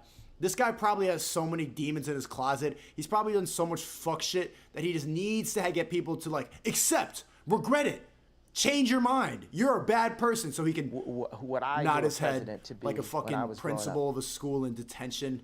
I hate that shit. You're being a Karen. A literal cut to Pierce saying this is an uncensored interview, and then they edit out so much of it. Love the way Kanye equated wisdom to how much money, the amount of money he has. Well, he earned it all by himself. Chat, do you think that's a bad metric of how wise you are? I've been thinking about that a lot ever since people talk about IQ tests and your degrees and your way behind the bell curve. But I think the best metric for intellect in a lot of ways is how much money you've made. Right? Because if a guy is really that much smarter than you, why are you broker than me? You clearly are not smart enough to make more money than me, and we know that that's the most value. Do you see, dude? It's all about money, bro. That's not Jesus-like. Jesus didn't say only worry about them Benjamins. Asset you can have It besides literally is like if you're rich, you're gonna go to hell. But he straight up basically said that. love. So you could judge someone's wealth in terms of currency, in terms of family, friendships, but that's a pretty good metric. That's a pretty good metric for intelligence. Jennifer says the first stream, thank you, Jennifer, the 5. The first stream I've seen since you've been back. We're getting silenced and timed out for getting excited and typing your name in all caps once. Okay, I'm working on the Nightbot right now. Relax, chat. I know the Nightbot's wildin'. How about a world revolution? I'm French, so I guess it's in my blood. A world revolution would not work because the leaders of the world, the richest people, they control information now. So before we would get to the point where we could all band together, they would shut it out. They would just ban you, debank you, shut off your electricity, your light. I don't know if it's possible. But I don't want to be pessimistic. Steph, thanks for the 5. Bad taste has made many more millionaires than good taste. Taste doesn't have anything to do with intellect, though. Oh my God! How many? I saw this of video these by this dude made a video when I got banned, Jamari, and he made a video called Kanye's Banned, and I think it's gonna be good. So over the last week, I've really been wrestling with the idea of making yet another video on Kanye West, because while going down that rabbit hole can be very interesting, there is just so much to cover, and people are really all over the place with their feelings in this situation. I don't give a fuck about this.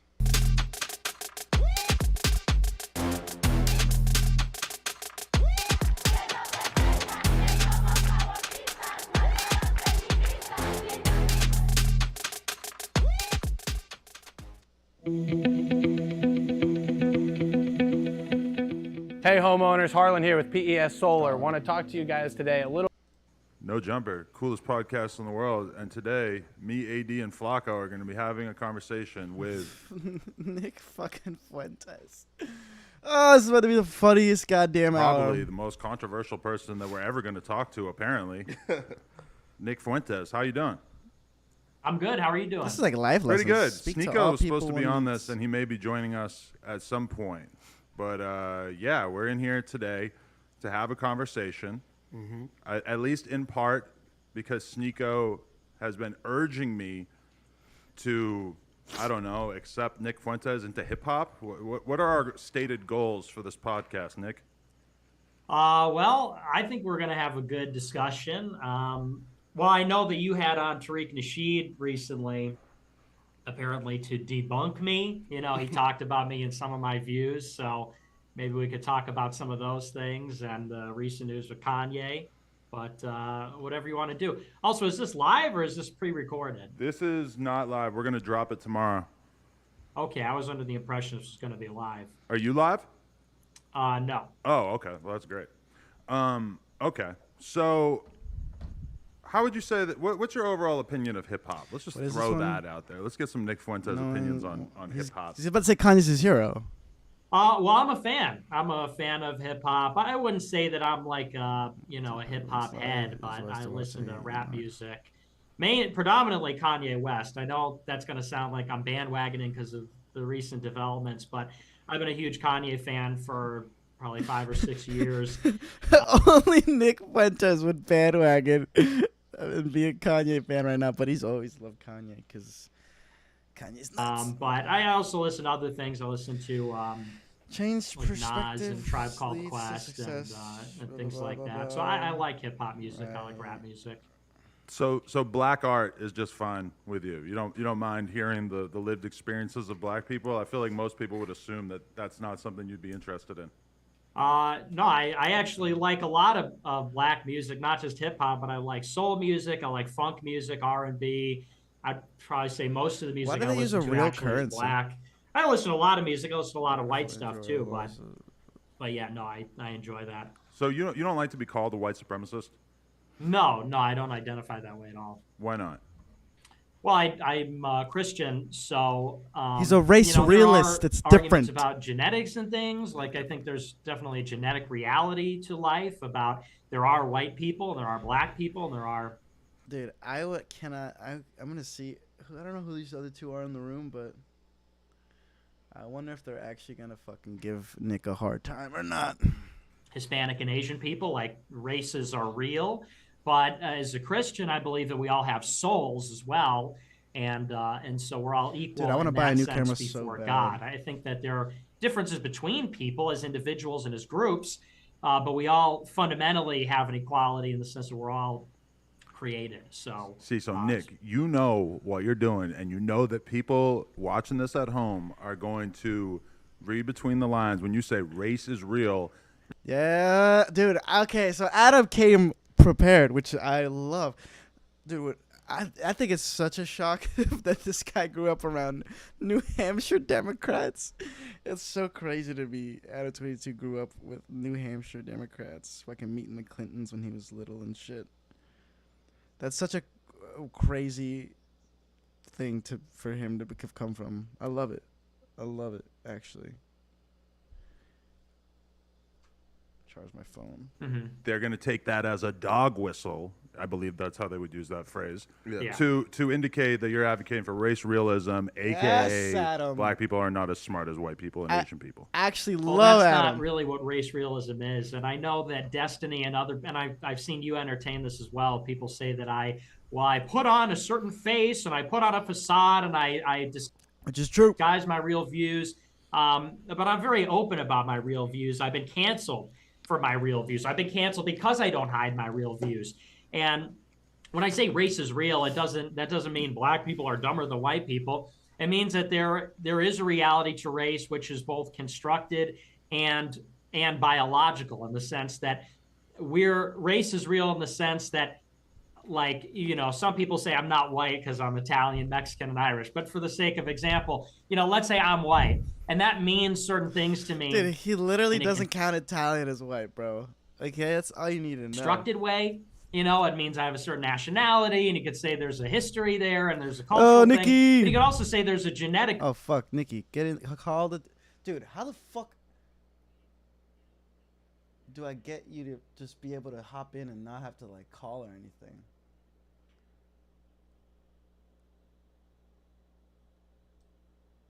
Dude, it dropped like 2 hours ago. How, dude? Call. Yeah, there you go. Yo, oh, give me 1 fucking second. I always forget I gotta do this. I did. I got it figured out. I just have to click update it. There we go. Yo. There we go. Perfect. What's good, Nicky D? Dude, yeah, as soon as I saw this video, I was like, Nick Fuentes on No Jumper. I gotta get in there.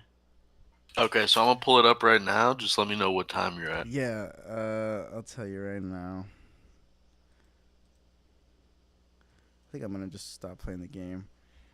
Yo, Adam really did come prepared though. He was whipping out Dude, the facts. literally, cause dude, did you know his parents were like big, like were deep in like the Democratic Party in New Hampshire? I forget what they did, but like. Oh, Adam? I didn't know that. Yeah, no. his parents were like very politically active in New Hampshire, where he's from. Good for him. I'll just play Zelda another time, honestly. I'm at 4 minutes and 8 seconds. Okay. Give me 1 sec. Yeah. Dude, my laptop's not shitting itself, bro. Wait, actually, what Zelda game is that? Windbreaker. Dope. It's like the old GameCube one. Dude, I actually feel like I want to try to screen share this shit. You can go for that, but I got it ready. Oh, you got it ready? Or you could try that. How do I even do it? Whatever. No, we'll just do it how we always do it. All right, 3, 2, 1. Component too, like white people have white skin. That's determined by genetics. And so race realism is simply the idea that race is a biological reality. Now, what you're talking about is these disparities in IQ, which someone who believes in race would say that disparities in IQ, well, IQ is a heritable characteristics. You would say that that's the difference in IQ between the races is a function of a genetic difference. It doesn't mean that blacks are dumber than whites. And by the way, I brought up Destiny a moment ago because he's been popularizing this. He's been trying to say, oh, Nick believes these things, but he's going to put on his good face. Destiny believes in the same facts. He just doesn't believe in the genetic explanation, which is a legitimate explanation. He just doesn't tell you that. Right. So, I mean, would you say that you've been smeared by the mainstream media or whatever as being more racist than you are? Yeah. I mean, they lie about my views because, like I said, I'm very open about my views. I'm not ashamed of them. I'm looking for people to tell my views, and I could get. I don't know. You think he's being dishonest? Way. But people say things like, pause it. Sure. I've heard him straight up say black people are not as smart. He's absolutely lying. He's lying out his ass right now, bro.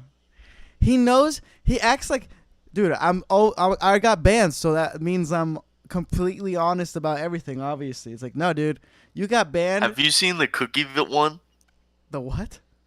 The cookie analogy thing that he said? No, I haven't seen what cookie analogy. Oh my god, dude, it was so bad. It was like basically comparing the amount of cookies that could be cooked in so many bakeries to like how many people could, and like, oh, the math doesn't add up, blah blah blah. Like, exactly what he's trying to say. Yeah, no, dude. The thing is he'll be like, oh, I'm honest as fuck because I got banned off of everything. And it's just like, yeah, that's dude, not how it works. Yeah, that doesn't automatically mean you're fucking 100% genuine about everything. But all right, let's keep going. Ready? Yo. Did I fucking lose you, Nicky D? No, I'm here. I'm here. All right, bet. You ready to keep going? I was honestly kept it playing the whole time. Oh, for real? Yeah. All right, But where are you at right now? I'll just skip to the. Let's go to 544. Okay. I bet. Let's go. What do you think about black people? I think they're good people. I love people. I love all kinds of people. I love black people. You know, my family goes back in Chicago like 4 generations, and so my family's grown up with black people, lived with and among black people for over 100 years. You know, my grandmother, she grew up in the projects in Chicago. My parents, they ran a security school on the south side of Chicago, South Loop, where they train a lot of black people how to shoot guns and become security guards and cops and things like that. I grew up in the suburbs, so I didn't have as much interactions with black people as my parents and grandparents, but I think they're upstanding people. I like their art.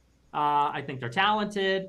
You know, I'm friends with a lot of black people, so. But you would rather live in an ethno state. He wouldn't and all the say races that associated necessarily. together? I wouldn't say that necessarily, because the thing is that all countries have some amount of diversity. What I would say is I'm against immigration, because America's always been a white and black country. Against immigration, since its founding, bro. you know, when the United States Ridiculous. was founded, or when Europeans began to settle. It's literally what even made us though so raw. Obviously, blacks Dude, were brought over. I as hate slaves, that. Pause it real quick. when Pause they it were real quick. emancipated, and Got it. before that, Dude, I hate that when he says like it's black and white and it's nothing else. It's like, why do they never even acknowledge? Like they act like Native Americans never existed, bro. And Ever. that's facts also. They But- like always. They're like there was nobody and then there was like pilgrims. Like He acts like he could just put us all in a happy little ethno state. Like he doesn't admit that there would be violence to have to occur for this to happen. yeah, that's facts too. He never, dude. And the thing is if he got his way, bro, like if Nick Fuentes became president, eventually his own movement would want him out because he doesn't pass the test of like purity, you know, because he's fucking, what is it, quarter Mexican? And dude, he counts Italian Yeah, dude, he as doesn't non-white. even pass his own tests. Like, what are we talking about here? Like his own movement would eventually get to the point where they'd be like, dude, you're fucking gross. Like you need to go. You little fucking wetback. Also, bruh, this is totally off topic. Yeah. But did you see those people that got arrested for voting No, in America? in Florida? They were felons, and apparently there was like a law. You know how everyone that was felons could vote now? Oh in yeah, Florida? but they like didn't end up passing it or something. No. So it was like there was some separate law that was like murderers and like sex offenders can't vote no matter what. Goddamn, yeah, Florida felons arrested almost 2 years after voting. But everyone on Twitter is making it out like these people just got arrested because like they repealed the law or something. But it's like only murderers and sex offenders. Like I think it sucks, but like I feel like it's getting misrepresented a little bit. I feel like murderer, you get a vote, bro. Because at least You think you should get a vote? Yeah, because a murderer like went for it. I don't know. I mean, he did go for it, but like, I guess OJ should vote. But well, he Dude. got off, so Yeah, you can't even give him. Yeah, OJ off a technicality OJ can still run, I think, if he wanted to. no doubt. Imagine if OJ ran for president. How fucking great would that be? That would be pretty interesting. That's the I real don't think he American would do dream. very well. Dude, you are underestimating how stupid people vote, bro. Herschel Walker's doing alright. Yeah, who's he running against? That's the biggest problem. It's like I don't even know who he's running against, bro. He's running against Warnock, which it's weird because it was a special election, I guess, because Right. like it's only a 2-year term, so there's a new election in Georgia. Dude, he pulled out that little prop, bro. That was so ridiculous. Put away the prop. Dude, you know his kid?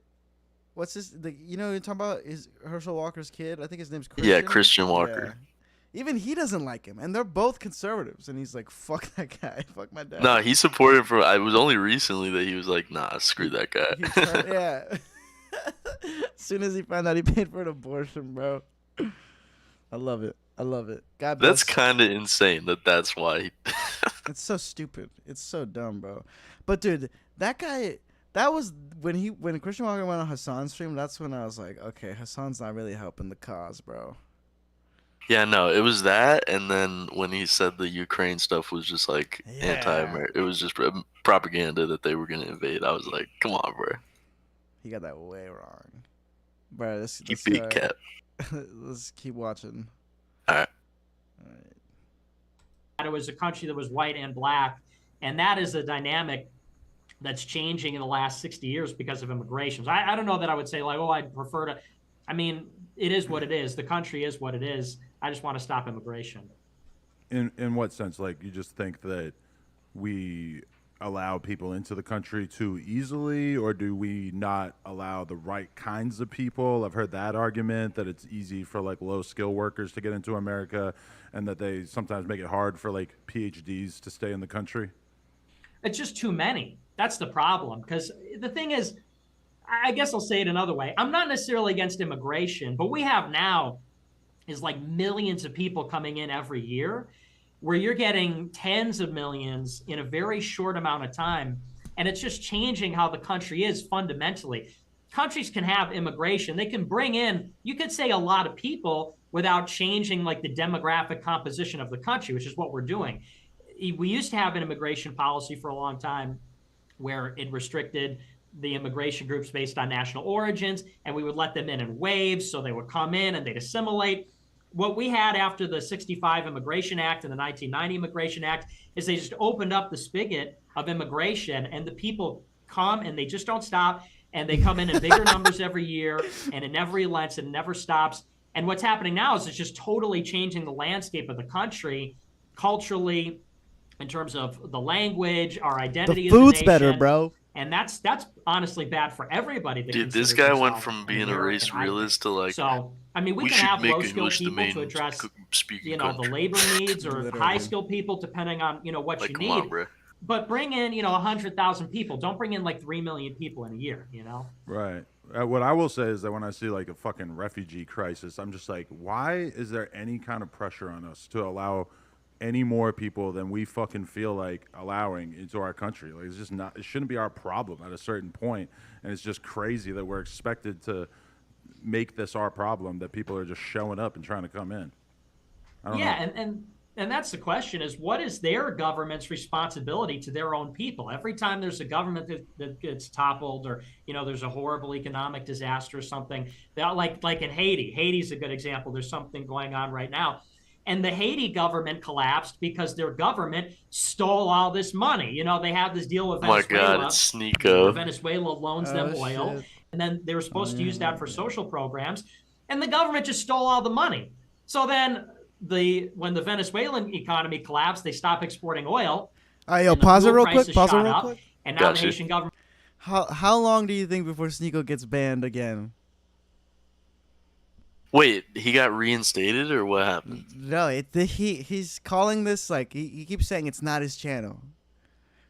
Oh, he just like made another account. Yeah, but he it's just made another account. He's like, it's not my channel. Oh, it's gonna be like a week tops. Dude, especially because he's keeping because he had a new channel and he called it like Soldier of God, and now he changed it to Sneeko. So I'm like, when it was Soldier of God, I was like, okay, he might be able to get away with it. But now that he's changed it back to Sneeko, I'm like, he's gonna get kicked off again. No, like, it's either gonna be a week or when his first video gets like 1 million views. Yeah, dude, he's like, whichever one happens first. I was watching his stream earlier, and he was like, "Yo, like, because people in the chat are like, just go to Rumble or whatever," and he's like, "I don't like Rumble, like the interface or whatever." Rumble is kind of lame, honestly. The Rumble, I've honestly never gone on Rumble for. I tried to use it, and I was like, it's just worse YouTube. Yeah, I was gonna say, shouldn't it just run just like, if they're smart, they should just almost basically copy what YouTube is. Like, yeah, I had the same experience with Truth Social, bro. That shit's dog shit. Truth Social sucks dick. It's just the worst app. Like, it just doesn't It's not good. I do want to go viral on there at some point. How great would it be? I don't know if like there's enough verified? viral tweets even on there. It's not. You literally, it's like only like the famous conservatives are like that are already like big on other platforms are big on that shit. You gotta just comment under every Trump. Yeah, message. exactly. Dude, is your YouTube profile thing the GameStop? Yes, of course it is. How's that doing, man? How's Ryan It's doing going? pretty solid. Dude, he was hanging out with my dog the other day, Warren Icon. You don't even know about him. Dude, who the fuck is that? Is that a human trafficker? Yeah. Hell yeah, dude. Except with a company. So it's legal. Legal human trafficking? I love it. Pretty much. That's pretty much what Amazon is. You're right. You're right. All right, let's keep watching. Government owes the money on the oil. And so now the economy's in free fall. There's gangs controlling the streets. And now all these refugees are coming to the United States and Central America. Look at this refugee right here. Gang. We talk about Haitians. Yeah. Yes. Sneeko, welcome to the gang, I guess. Panel. Yeah. Not a gang. I'm not in a gang with Nick. I'll take that back. I'm in a gang with Nick. You are. See, I'm in God's gang with Nick and Ye. Jesus gang. Let's I'm go. glad that you're back. Jesus Well, you gang. guys, AD will agree with you on that. He's a big God guy. Oh, Dude, definitely. yo, Yeah, but- hold on, pause. Paused. Dude, you know Nick Fuentes is sucking Kanye's dick for saying he's gonna go DEFCON 3 on Jewish people. But No doubt. How the fuck can you say that and at the same time be like, I love Jesus? I'm like, dude, Jesus was Jewish. He was like the main. But they like betrayed him and shit. But still, bro. It's crazy. And like I was watching Sneeko shit earlier and he was like, yeah, he's gotta lead with love. I'm like, you can't fucking lead with love. You can't say lead with love and then also I'm gonna go DEFCON 3 on Jewish people. It doesn't work like that. You can't do both of those at the same time. Dude, it's so weird because like you can tell it's anti-Semitic, but it's like he's not really even saying anything. So it's just like, what? It was just a fucked up thing to say that he didn't do anything. He's just like, he kind of like half-assed apologized on Piers Morgan like a little bit, but not really. Dude, it was so weird, bro. He said, "I'm not gonna apologize," then he apologized. He said, "I'm sorry." Yeah, dude, there had to have been someone behind like his camera being like, for the love of God, like just fucking say sorry. Say sorry and take your fucking meds, man. I hope he has someone like that in his team. I really do. He will kick that person to the curb if they try. Dude, Kanye. That's what I'm thinking. Kanye has nobody to like push him, like to give him any pushback, bro. He's surrounded by. Nah, bro. writers. Don C. I have no idea who that is. Don Cheadle, bro. Don Cheadle. There's no fucking way Don Cheadle is still. No, it's not Don Cheadle, but there's someone named Don C. I was just capping about that part. No but way. I was like, Don Cheadle had to be one of like the first people to go fuck Kanye. yeah, Don C. Chicago streetwear designer. They've been friends for a long time. Okay. All right. Yo, wait, real quick. He's always. There was like one interview where he started crying and he was like, and Don was saying he was gonna spend more time with me. It was so funny, bro. Dude. And I was like, I gotta know who Don is. Dude, he will bring up people and like he'll act like everybody's supposed to know who they are, and it's like nobody fucking knows who you're talking about, bro. Like, literally. Dude, real quick, what time are you on right now? I'm at 10:33. Okay, hold on. You're like a few. Okay, perfect. All right, ready? 3, 2, 1, go. Here is basically Sneeko saying that Nick Fuentes should be normalized and treated like a part of acceptable society, and that's what we're trying to hash out today. He should be. And I think now that Ye's getting canceled and that he just signed with Parlay is proving the fact that if you talk about a specific group, that you will automatically be deplatformed. And you saw, I don't know if you talk about what happened with Nori, but Nori went on every fucking radio show apologizing for someone else's comments because all Ye said was he's jealous of Jewish power. That's as far as it went. And then even if someone's That's a on nice your view platform, of what he said. He actually said something like way more aggressive than that. Yeah, but it was all because of the George Floyd comments. That too. I think like the Jews stuff almost got pushed to the background in favor of people really trying to cancel him for the George Floyd shit. Nah, hell nah. No, I think the Jewish stuff was 100%. definitely like the prominent issue there, right? I think they're both issues, but I just felt like I saw a lot more people honing in on the George Floyd shit. I've never Yo, seen you think that's anybody. true? Pause. Nah, I think Adam's totally wrong about that. You think they're way more mad about the Jewish thing?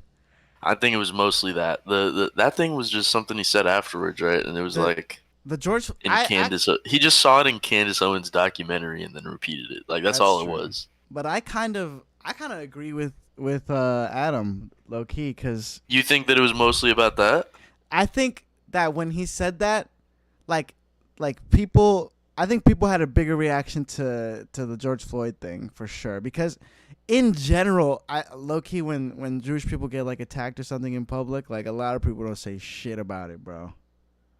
I mean, that's sort of true, but I feel like a lot of shit happened when he said that. And yeah, for sure. Especially the banks like cut him out and shit. Like I feel like that's when it all started going down. The bank had apparently was planning to cut ties with Kanye before he said that shit. Oh, okay. From my understanding. But what I was gonna say, yeah, but I mean, like, nobody's, like, suing him off of that, you know what I mean? Like, no, like, Jewish entity or something. That's true. That is true. But there's no way that that's actually going to pan out. I don't think. Maybe. Me neither. I don't think that's a real case because, like, there's no, like, tangible damage other than, like, it was just a fucked up thing to say, you know?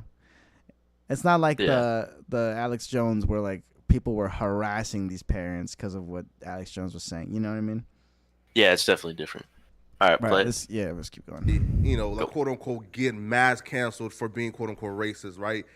In terms of somebody black right now, I believe that Kanye, especially like this morning with Hot 97, they brought him on to like address like his statements towards like like the quote unquote like Jews, right? Not right, but no here, right? But look at this though, again. But the main issue was Kanye was quote-unquote anti-Semitic, and he got canceled for that. And then Kanye went on Drinks Champ and pretty much doubled down on his takes on Jews, and that's what I think the issue is, bro. And again, like me personally, I don't think that Revolt or like IG or like YouTube is out here canceling Kanye because he said some racist shit. Well, we don't know if we don't know if the Drink Champs interview was removed because of Revolt making the decision or YouTube deciding to remove it. Although if YouTube might have said we're gonna remove it if you don't remove it, or Revolt might have just done it on their own accord. Yeah, it was probably Nori's publicist. His manager called him up and said, privated it though. But Ye was wilding. Yeah. Ye was talking crazy about the Jewish power. So what you need to do to protect yourself in your bank account right now is delete the video and go on every single radio show and apologize, or else they're going to come after everything and all your money. And so he did that. He said, okay, it's actually not worth it. I don't care what Ye said. I'm sorry. I just want to keep my bank account, and I don't want to go on a no-fly list because of something that Ye said. Well, it is weird if you're Nori and Kanye just start saying like, well, George Floyd died of a fentanyl overdose. And I mean, you're not the fucking coroner. Like, what do you know? Like how is Nori supposed to respond to that? Stick to the science of it, though. Yeah. They said that he lost his life because of a lack of oxygen. But does Nori have these facts memorized? Like, that's why it's awkward. And that's why people say that we shouldn't platform people like Nick Fuentes. He's too smart. Because they're just going to say some random shit and we're just going to go along with it. But the more specific accusation about Nick is that he is basically bundling up his white supremacist ideas in this nice sports coat and everything, and that he acts real cool. Hey, I love black art. Yeah, Nas is cool. And that's what I like. That's what people are going to fucking destroy me for, is if I am not perceived as being aggressive enough towards Nick. And he's been aggressive so far. Yeah, he's doing pretty good. So far, so good. Do my homework and shit like that. I seen some shit today that made me disgusted as an African American today. Well, lay it out there, AD. All right, so for one, you said you never seen black people jog before? I'm at Arbery. Nah, you it's were not disgusted funny. by that? Yeah, Well, white people by that jogging is a white people activity. No, but in the sense of Ahmaud Arbery, you know what I'm saying, the way he lost his life because jogging in a neighborhood, and then some, you know what they did to him. That's fucked up. You know what I'm saying? I'm a black person. I don't look like I jog, but I jog. You know what I mean? Like, come on, where do you jog? You jog in the streets? Nigga, Lululemons? no, I don't live in the streets anymore. I done moved out the streets, so I jog in a nice neighborhood. Well, you where I still stay got now. Yeah. Well, yeah, To the sidewalk. yeah. Well, and if you look at the specifics of the case, though, and that's a little bit of old news, so I may be a little fuzzy on the details, but he was jogging a long way from where he lived. He was jogging in boots. He jogged in boots, You know, so you he can should jog, have but died. usually jog in sneakers, Literally. you jog in gym Literally. shoes. You don't jog in boots. See, And yo, pause there was real quick. Got you. They never make these kind of excuses when it's some bullshit happens to a white person, bro. Like, they don't look for a reason to justify it when it's white people. Oh, absolutely not. But when it's black people, they always fucking have to be like, he was in boots, so clearly he fucking had to die, bro. It makes sense. For real, like, what type of logic is that? It's fucking ridiculous, bro. It's ridiculous. All right, let's keep going. Series of break-ins reported in the area too, and he was caught on camera on that construction site. And I remember at the time, Matt Walsh from Daily Wire was like, this is just something that guys do. We go in, we climb the fence, we jump in, and we walk around construction sites to see. And it's like, yo, okay, so Nicky D, your boy did that. That's literally Peyton, right? Yeah. On God. I just talked to him today, bro, for the first time in, like, months. Hey, That's random. Is he still at Chick-fil-A, bro? Bruh, he's doing, like, he helps set up new Chick-fil-A's. Like, he flies out, and, like, it's a whole thing. So he's like full on in it now? No, he was literally on a plane to Utah when I talked to him. Dang. Big Chick-fil-A moves out here, dude. Right? That's what I'm saying. Free travel and everything. Oh, yo, why does Peyton hate gay people, man? That's a good question. Nah, I think he's chilling with them, you know. Yeah, no, I'm fucking It's with just Hey, he's well- kind of guilty by association, though. Dude, there has to be like gay employees at Chick-fil-A, bro. Like, you Oh, know what no I mean? doubt. It's like there's a bunch of like it's like not even like it's barely a real like. It's thing. definitely just the owner At the top, is like yeah. yeah. In terms of donations, it's pretty bad, but day to day inside of Chick-fil-A, nobody gives a fuck. Absolutely not. I seen this one thing where they had the sauce containers and it looked like a pride flag. They had them all next to each other. Yeah. I saw that one. That's what I was thinking about. That I was like, they did some shit like that. Heroic. Yeah. Yo, real quick, just I want to check. What time are you at? I was playing a little bit while we talked, but now I'm at 15:20. Okay, perfect. All right, let's get it. Let's go. I would probably say that was probably over the line. And, they got charged for that.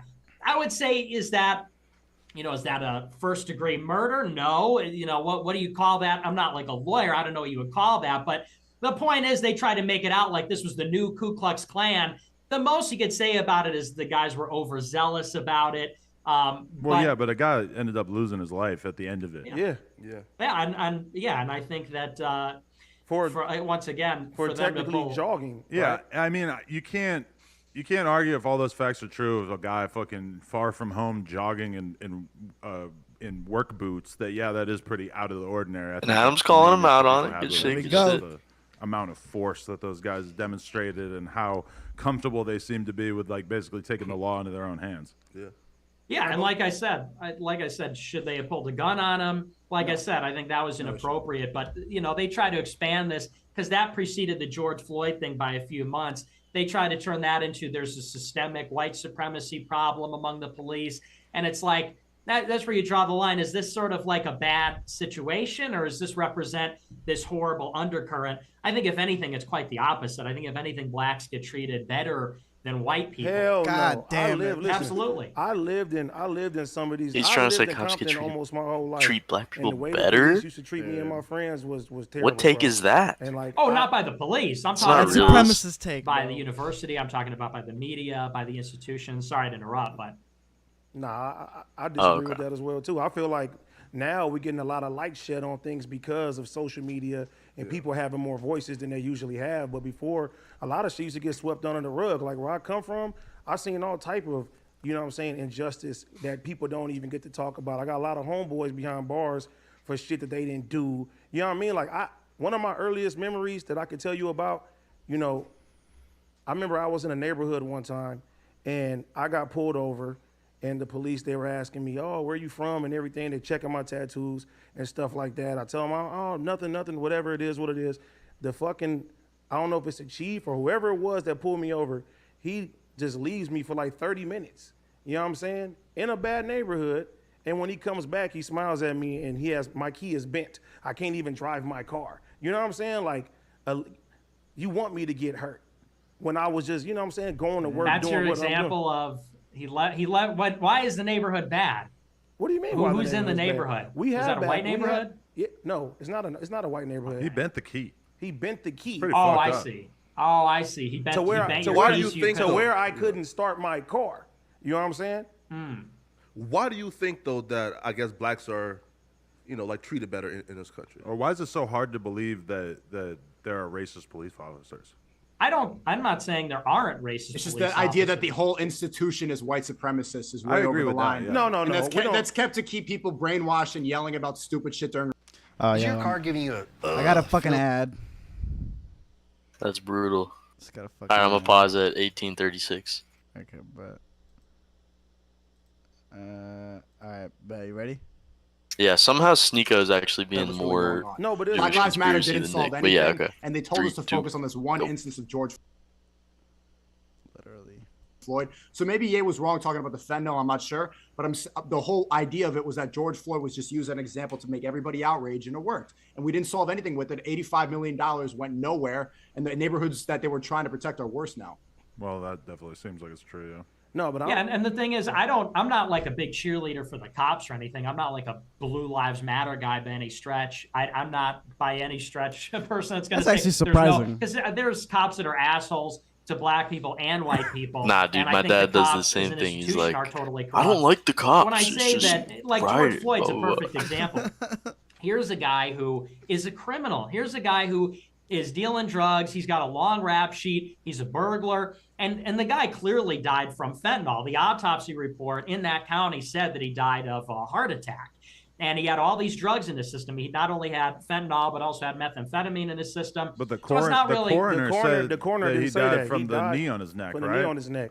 Autopsy said it was a heart attack. Autopsy said it was a heart attack. Is there a disagreement between the Yeah. autopsy and the coroner? I believe there were 2 autopsies performed. I think there was one that was performed by the county and one that was performed by somebody else. But yeah, there was a dispute about that.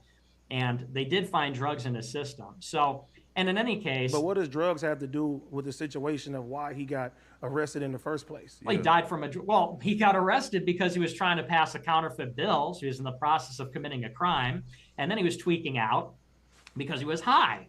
And then he was in this unfortunate position where Let a motherfucker be and high. probably having some kind of heart attack or some kind of medical episode while you're in the process of an arrest. Well, if you can't breathe and you're screaming out, "Mommy," you know what I'm saying, and you're saying that you can't breathe, and they keep putting force on him.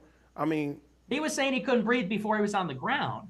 He was saying he couldn't breathe before they were trying to get him into the cop car, and he was saying that. So that makes And it I okay. understand what you're saying, but the problem is we start in the middle of the story where you got a guy who's like a criminal, you got a guy who's in the process of committing a crime, and he's high, and people want to start the story where he's on the ground and say, oh, well, they shouldn't have done this technique or whatever, and it sort of ignores the fact that, why do you have so much exposure between the police and black people? It's because black people are committing the majority of the violent crime. That's Here we the go. real Here we problem. go. If they had Here a we crime get it. rate similar to white people, there'd be a lot fewer incidences overall of police involved or cop involved shootings of black people or negative situations like that. So that's always the issue. When I listen to Nick, I have a hard time trying to dissect it because I consider myself a truthful person. So when I listen to what he's saying, it's like I think Nick leads with statistics and facts a lot of time. And that's the problem, is that we're meant to think like people like him are bad and we're supposed to push back. And if you don't push back, you are going to get in trouble uploading this video. Part of the reason I got a couple strikes. I don't give a fuck about the pushback and everything. No, like but that. I just want to finish the point. Like go you're ahead, supposed to, or else like that was part of the reason I was terminated on YouTube, was I was listening to Nick and I was laughing and I wasn't disagreeing. But he could be on Destiny's channel or he could be on other people's channel who disagree with him and they keep you on. And I think that should show. But when I listened to him, and Adam, you called him a white supremacist earlier. Well, I'm not name calling at all. I'm just trying to get him to be upfront about his. No, but you said that. You said that Nick is a white supremacist. I'm curious to what he said specifically that makes you think that. Well, I did hear leaked audio of you comparing a white woman having sex with a dog to having sex with a black man, and saying that it was basically the same level of degeneracy, and that was like thank God he prepared. Audio, so I felt like that was kind of they got the about dang what you might info say behind the scenes. Yeah, and Maybe that was a joke? Well, no. I mean, I can explain the. It didn't sound like a joke. Well, hang on. Maybe I it can was explain a the joke. context Come of on, that. dude. And How's the this guy thing is, simping for Nick Fuentes? I'm going to answer that, but first I want to dude. say the better question is, because I saw your stream yesterday, full disclosure, Adam, on Twitch, where you went to the SPLC, which is an advocacy group. And I will acknowledge that the SPLC has deemed a lot of people and different podcasts that I enjoy like basically hate groups. So I don't put a lot of faith in their opinion off rip. So I did go there to get some information on stream, but I'm not saying that I deem them a respectable organization.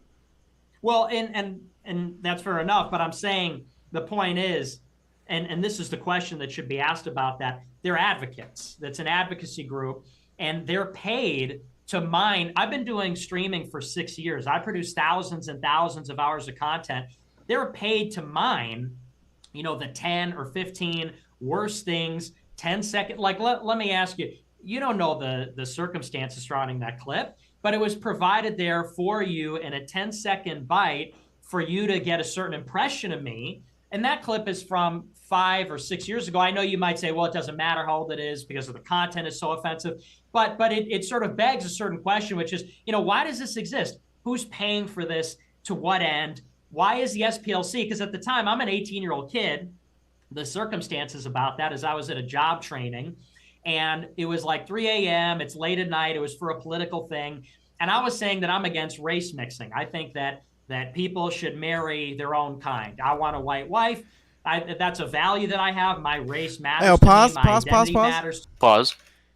If that matters to him, he needs to find a woman who is like, what is it, a quarter Mexican and like half Italian or something.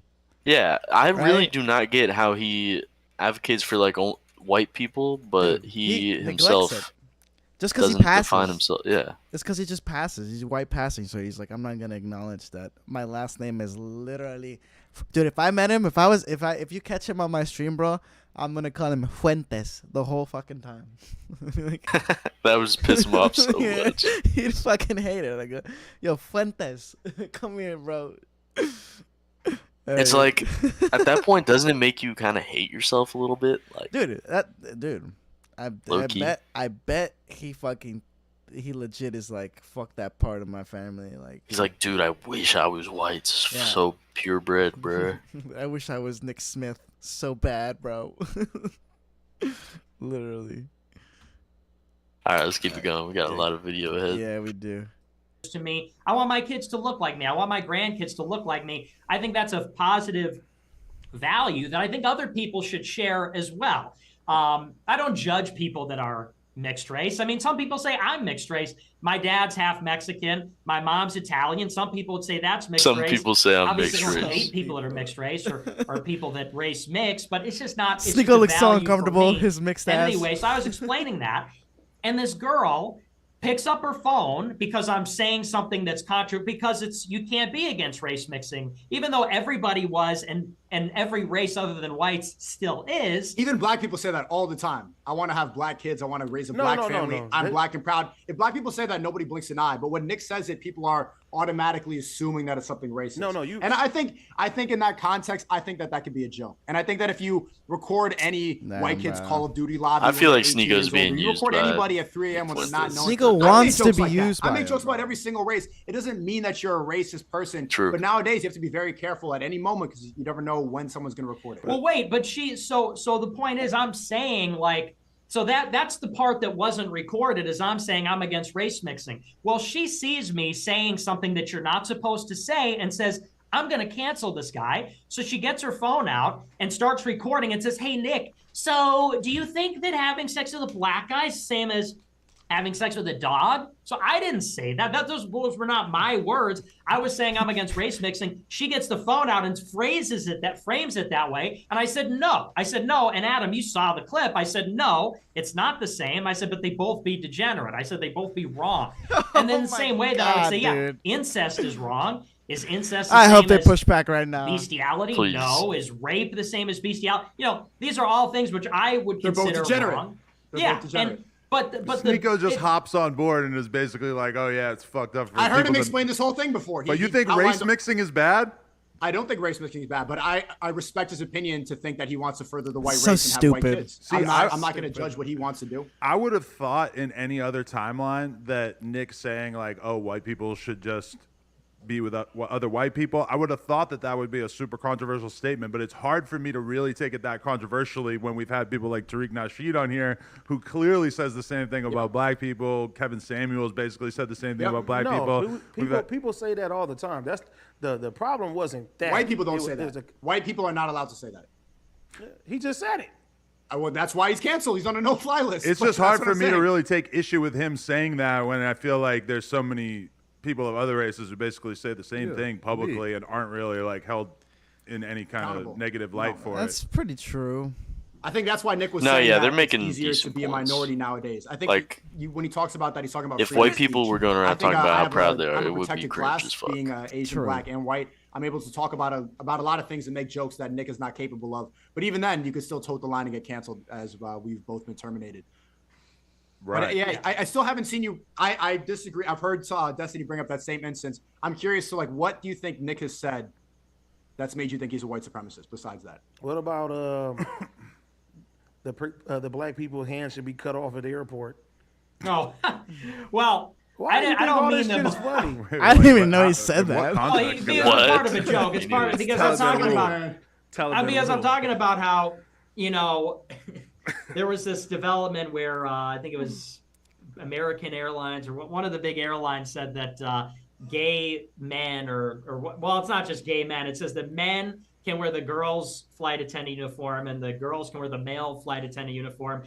And I said, you know, you look at these videos from World Star or whatever on social media of black people fighting on planes. And, you know, and I don't know, I mean, you're going to pretend this doesn't exist, like these videos of black people fighting everywhere at Disney World, at the airport, Everybody at fights. restaurants. Oh, What's God. Everybody fights everywhere.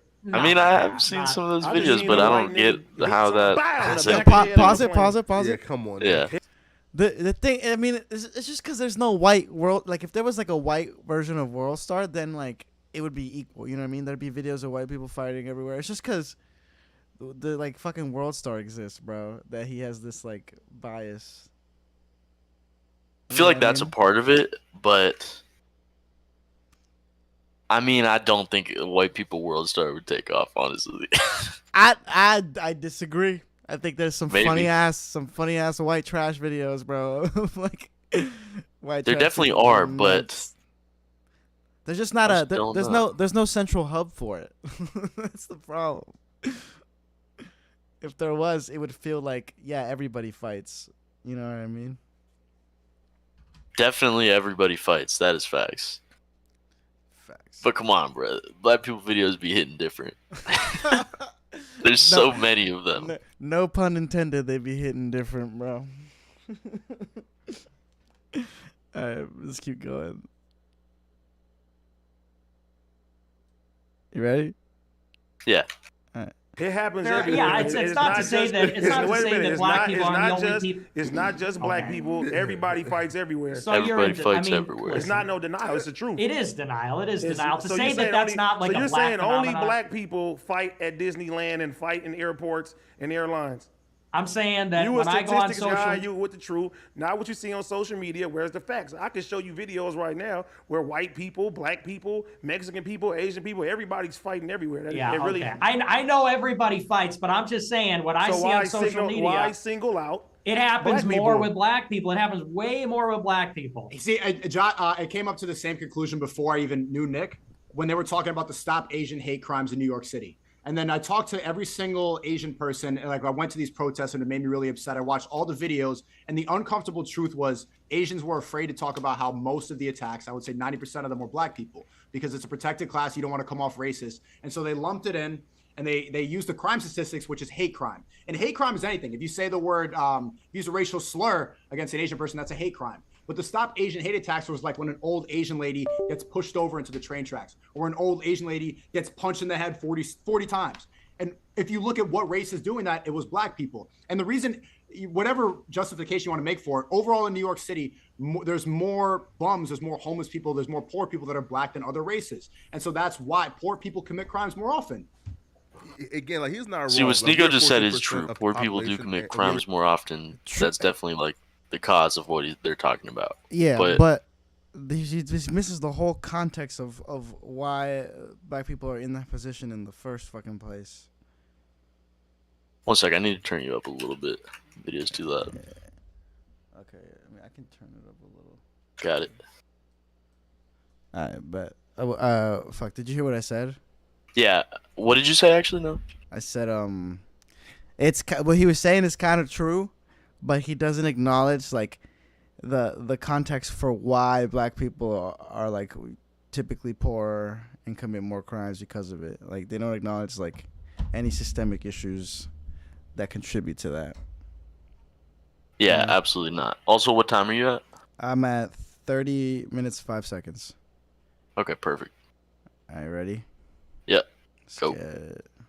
Responsible for 50% of the violent crimes. So he's not wrong. Like, we commit violent crimes more than any other race. But I guess where AD point is simply just fighting at Disney World or at an airport.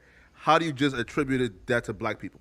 Well, and this is where tone matters. When I say I want to chop people's hands off, what I said was, you think about airplanes and airport security and it's TSA and everything because of what, Al-Qaeda, 9/11. I said, well, and this is explaining the joke, kind of defeats the point of it, but I said, well, I'd rather have the Taliban run the airlines and cut off the hands of all the black people fighting on the airplanes and put the flight attendants in burqas than have what we have now, the current TSA regime, where you're going to have black people fighting on the plane and then a male flight attendant in high heels is going to go run and break it up. It wasn't an assertion of fact of like, well, we looked at the data and black people are fighting on airplanes more than anybody, although I presume that's true. I haven't done the research, but I presume that's true.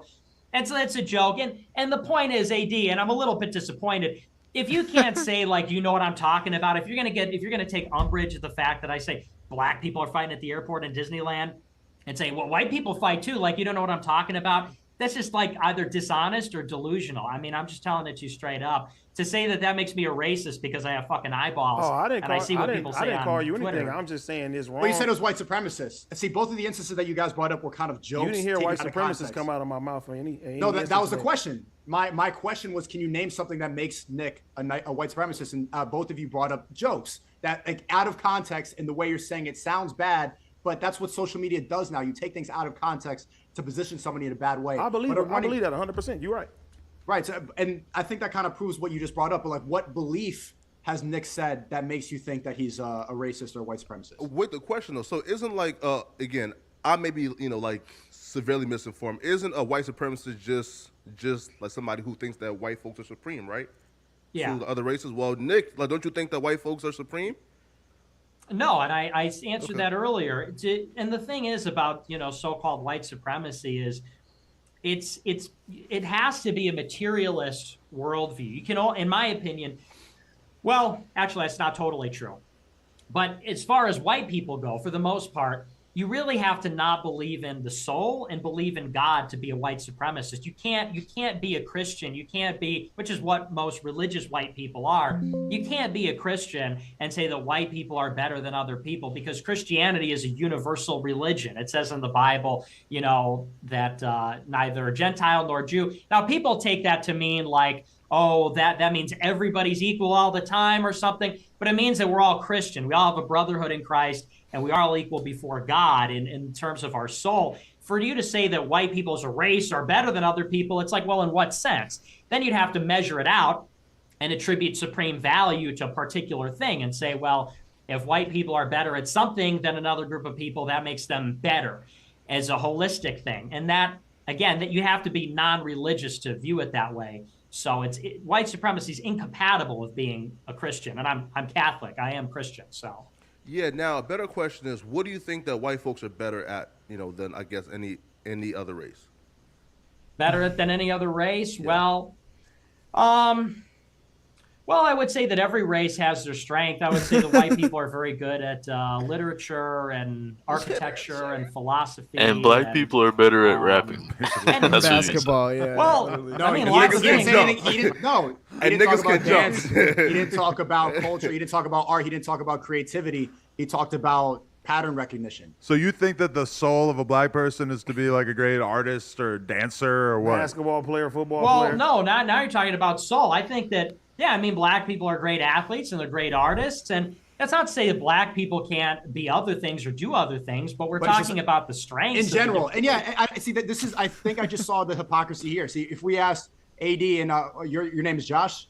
No, that's Flacco. But you Oh, my can call fault, him my fault. Josh. Well, if we asked, Flacco, like, yeah. if Flacco and AD, if we asked you, like, what do you think black people are better at than white people? You would both say dancing, music, basketball, like, and probably make fun of white people for being awkward. And nobody would get mad. Nobody would get mad at that. Everybody would accept Hey, yo, that pause as real a quick. I'm gonna get universal another ad truth. right now. Unlucky. Dude, yeah, why the fuck are you getting no ads? I have ad block. Shit. But doesn't ad block, like, doesn't it still, like, make the ad time happen? Like, Nah, bro, that's the doo-doo ad block. I don't know what ad block you be atting. I don't even have ad block. True. Because every once in a while, it's nice to see an ad. The only thing it doesn't work on is Twitch. It never works on Twitch. Real quick, what Fucking time are Jeff you at? Bezos. 34:47. Dude, Twitch has the absolute worst fucking system ever, bro. Dude, apparently there's a button that gives you them 8 minutes straight of ads. Dude, if like I'll like click on somebody's like stream, and if I get like if I just got on, like if I just saw an ad and I switch to somebody else's stream and I get another ad, I leave Twitch. I'm like, okay, I'm not watching it. Dude, I don't mind ads, but 8 minutes, that's like a halftime show, dude. Dude, you ever seen like people screenshot and be like YouTube just advertise an entire movie, like the entire run of a movie? Nah, dude, they do that, and the reason they do that, it must be motherfuckers like me will fall asleep with YouTube going. And fucking, oh yeah, they just listen to an hour-long ad when you could skip it. Or it's like it'll be an ad for a music video, but it's just the whole music video. Like, there's nothing. There's not even an ad. It's just the music video. It's pretty wild, dude. I'm gonna start to advertise this stream, dude. Just throw clips up on ads. But all right, my ad's over. You ready? Yeah, I'm ready. All right, let's get it. Go. The music, and then Nick says an honest answer, better at innovation, better at architecture, and then it's like, oh well, so black people can't do it, right? See, you get offended when Nick is truthful about the white race, but you can be truthful about other races, and then nobody blinks an eye. Hey, I have a question though, right? So, oh, sorry. No, you go ahead. No. So, like, when like Nick says that white folks are better at like innovation, like, what did that mean? Well, here's a good example. Asians, if you look at IQ, we talked about IQ earlier. Asians actually outperform whites dramatically on IQ tests and on math tests. And if you look at some of these tests, standardized tests before university. So if you were to say strictly by IQ and by certain tests, you would say actually that Asians are smarter. Now, would you call me that? Because I say that, would you call me an Asian supremacist? Would you say that I think that Asians are better than everybody because they have a higher IQ in terms of this metric?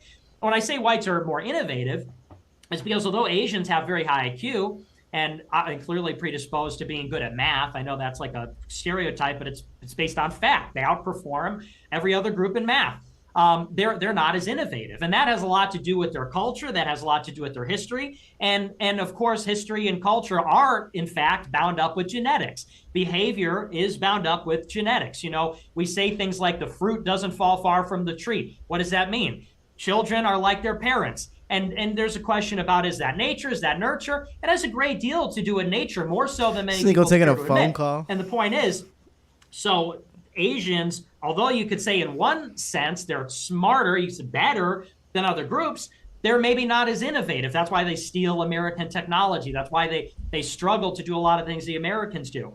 And so the point is, and I get back to the previous point, all human beings, I believe, have inherent dignity, and they have a soul, and they have a brotherhood and universality and equality before God.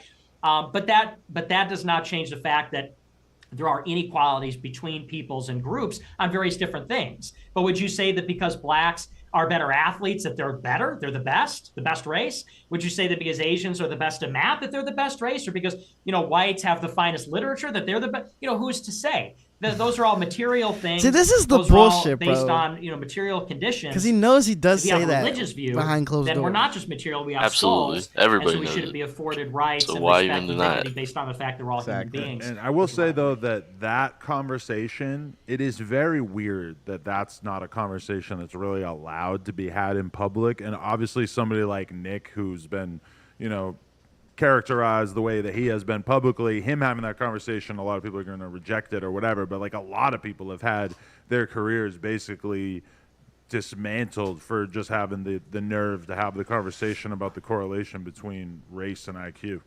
Yeah, man. You got to just deal with Bitcoin now or what? Yeah, I basically just do Bitcoin. I mean, the thing is, I've had checking accounts. They just keep getting banned. I had I got banned from Bank of America. I got banned from Chase. I got banned from US Bank. I got banned from, I think, one other one. I was on a local bank. They just banned me a month ago. I started up a new bank account. I'm hoping that goes okay. But yeah, I mean, the censorship thing is really critical. That's crazy. It's like Kanye, It is kind of pause it for a second. It is kind of crazy that he Can't gets have a banned bank from everything. account. Like, dude, like, do KKK members not have bank accounts? Or is it like if you have some clout and you start? They probably sending got some shit? Switzerland bank accounts. Why doesn't Nick just do that? I don't know. I actually don't know. There's got to be like a racist ass bank in this country that will bank with him. Here's the thing though. Kanye says some crazy shit, and but it's okay. What's scarier, Kanye saying some crazy shit, or someone getting banned from their bank for a tweet? Like, that's pretty bad too. Yeah, no, I mean, it's crazy, but like I think I said it. Like earlier. you said, they were gonna stop doing business. I think they were gonna cut our ties. Potentially, but it is the reason that it was the trigger for them to do so, even if It they was were. probably it probably sped up the process for sure. They're like, okay, let's fucking get out of here. Yeah, But yeah, it's tricky. It's weird. It's a real slippery slope for sure. Like, yeah, fucking all the racist people got money in their mattresses now. We gotta start robbing fucking racist people. Dude, apparently that's the play. They got it all. Yeah. I just keep going. Not. He went on TMZ and said slavery was a choice. Now, would you say that constitutes something like slavery denial, if there's such a thing? We don't have a word for it. There's no museums, but would you say that constitutes something akin to that? He said slavery's a choice, and he was fine. He was fine. He put out his Jesus is King album. He put out Donda. He performed in Atlanta. He performed in Chicago and Miami. Then he said White Lives Matter, and he started talking about Jews. Then he lost his bank account. Then he got kicked out of stadiums. Then he got locked out of Instagram. Then he got locked out of Twitter. It's like, yeah, that kind of says where the parameters are. What's the line you can't cross? Everybody knows it's Jews. So it's not comparable to blacks and Asians. Jews have the ultimate power. And that's not even anything hateful. I don't want people to label me as anti-Semitic. I'm already canceled, but that's just true. They have ultimate control and power, and they will abuse it if they need to protect their agenda. Yeah, I mean, there's no use arguing that one since we just saw it happen in front of our eyes with the Kanye bank situation. It's like, I mean, I don't know if he's going to end up regretting that one is wild. having said that shit or what, but No, I he's mean, not. He's a genuine person. I think it's good that he's starting this conversation because, like, me and Nick tried to have it, but we only have a limited level of power. The fact that one of the most famous artists of all time and a billionaire saying it is like good. Now people are going to start turning their heads to this. because this is the thing. I look down upon it, but there are a lot of fucking people out there who do not like Jewish people, and Kanye really is the first person I could pretty much think of in terms of like major celebrities to come out and really take that stance that that a lot of people would say behind He closed really doors. is. So the Like, fact no one that else he did it, comes out and he says really that. sees himself as like the vanguard. But That's it's a gonna pretty crazy say the thing things to that come nobody out and else say. will He say. says that black people can't never be anti-Semitic because we are Jews. That's what Kanye said. Yeah. Now He got the battery in his back from Candace, and he's out here saying shit that nobody ever said before. Literally. Yeah, I definitely think Kanye is wrong. Like when he tried to do the Hotep Negro shit of like, yo, but like black folks is the original. Yeah, what the fuck does that mean? Yeah, bro. Like Nick Cannon got canceled for that though, because he brought like some dude on and who was saying that black folks are the original Jews, and all type of Hotep shit. Yeah. Damn. But what does Yeah, it that even comes mean? from Farrakhan. That comes from Minister Farrakhan and the Nation of Islam, because Right. Farrakhan has talked to Ye and he's talked to Nick Cannon and these other guys. And yeah, I Bro, don't subscribe to the Farrakhan, Black the Hotep voicemail stuff, he but, left for Ye, he you know, played and, it. It and was Ye's sound coming like at it from a the most position of evil credibility too. I person mean, a lot ever. of people are so quick to I have haven't this heard allergic that yet. reaction Shit. and even Sounded like talking an about evil Jews. villain. But it's like, if anybody knew, wouldn't it be a guy like Ye? Because he's not only like one of the biggest guys in music, period, but he's also one of the biggest guys in streetwear, period. And he's talked about for years that he's interested in business and he wants to do architecture and he wants to do clothing and he wants to do all these different kinds of things. And it's like, so if anybody would know, he's been to the White House, wouldn't it be him of all people? Because, and the point being is, whenever you talk about Jews, people say, well, there's something wrong with you, like you're like a sick individual, or you have some trauma, or you're insane, or you're a grifter. And it's like, you look at Ye, who's clearly none of those things. Like, he's rich. He's clearly going through a mainstream. mental fucking breakdown. I don't think He's been on a mental breakdown for 6 years. He's going through a mental breakdown, and then he's got a bunch of right-wing grifters like Candace Owens who got the battery in his back. He's just going out there to people like Nori who have never heard them, and he's just reiterating right-wing talking points that Candace is feeding him. And anybody who's watching her can see it transparently. Candace Owens not talking married to a Jew, right? Candace is Candace smart enough Owens to not say that works shit for a publicly, Jew. but I'm sure he has all kinds of sources for his ideas at this point. Nah, I think it's just him working in all types of industries and seeing. If you work in the music industry, you know every single drill rapper has a Jewish guy behind them, and they profit off of murder. In every single industry, if you look at the end of the rabbit hole, it's always a Jew who controls it. Everybody who has a chance to is profiting off of murder in the entertainment industry. All right, but Nicky D, pause. Yeah, pause. Pause. You think this episode we're watching is gonna get taken down for some shit? I think there's a pretty decent probability. I don't know. They're close to saying something that's gonna get the video taken down. Like they're playing on the line. You know what I mean? No, Sneeko is definitely playing on the line. I think Adam came like with the knowledge of like, okay, we gotta avoid that at all. I don't want this taken down at all. So I feel like he came prepared to be like, I have to push back hard as fuck if we start getting close to that area. Yeah, I feel like YouTube is pretty decent about allowing like discussions, but like this is. I think what Sneeko said is right. If they were having this discussion and nobody was pushing back on that shit, they'd take it down. It would yeah, no doubt. That's why Adam came in smart. He came in smart for sure. All right, let's keep going. He really came prepared. I'm at 4237 just to check. All right, perfect. Let's get it.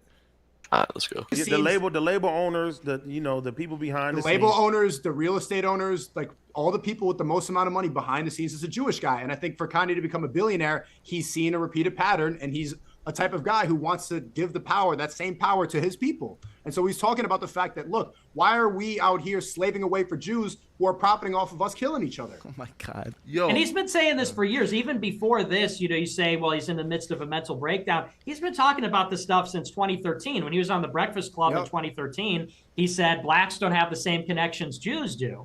And then the ADL came after him and said, that's anti-Semitic, that's an age-old anti-Semitic trope. And it's like, well, it's true. I mean, it's obviously true that Jews have connections everywhere in finance, Hollywood, media, universities. They're overly represented in university, 1,200%.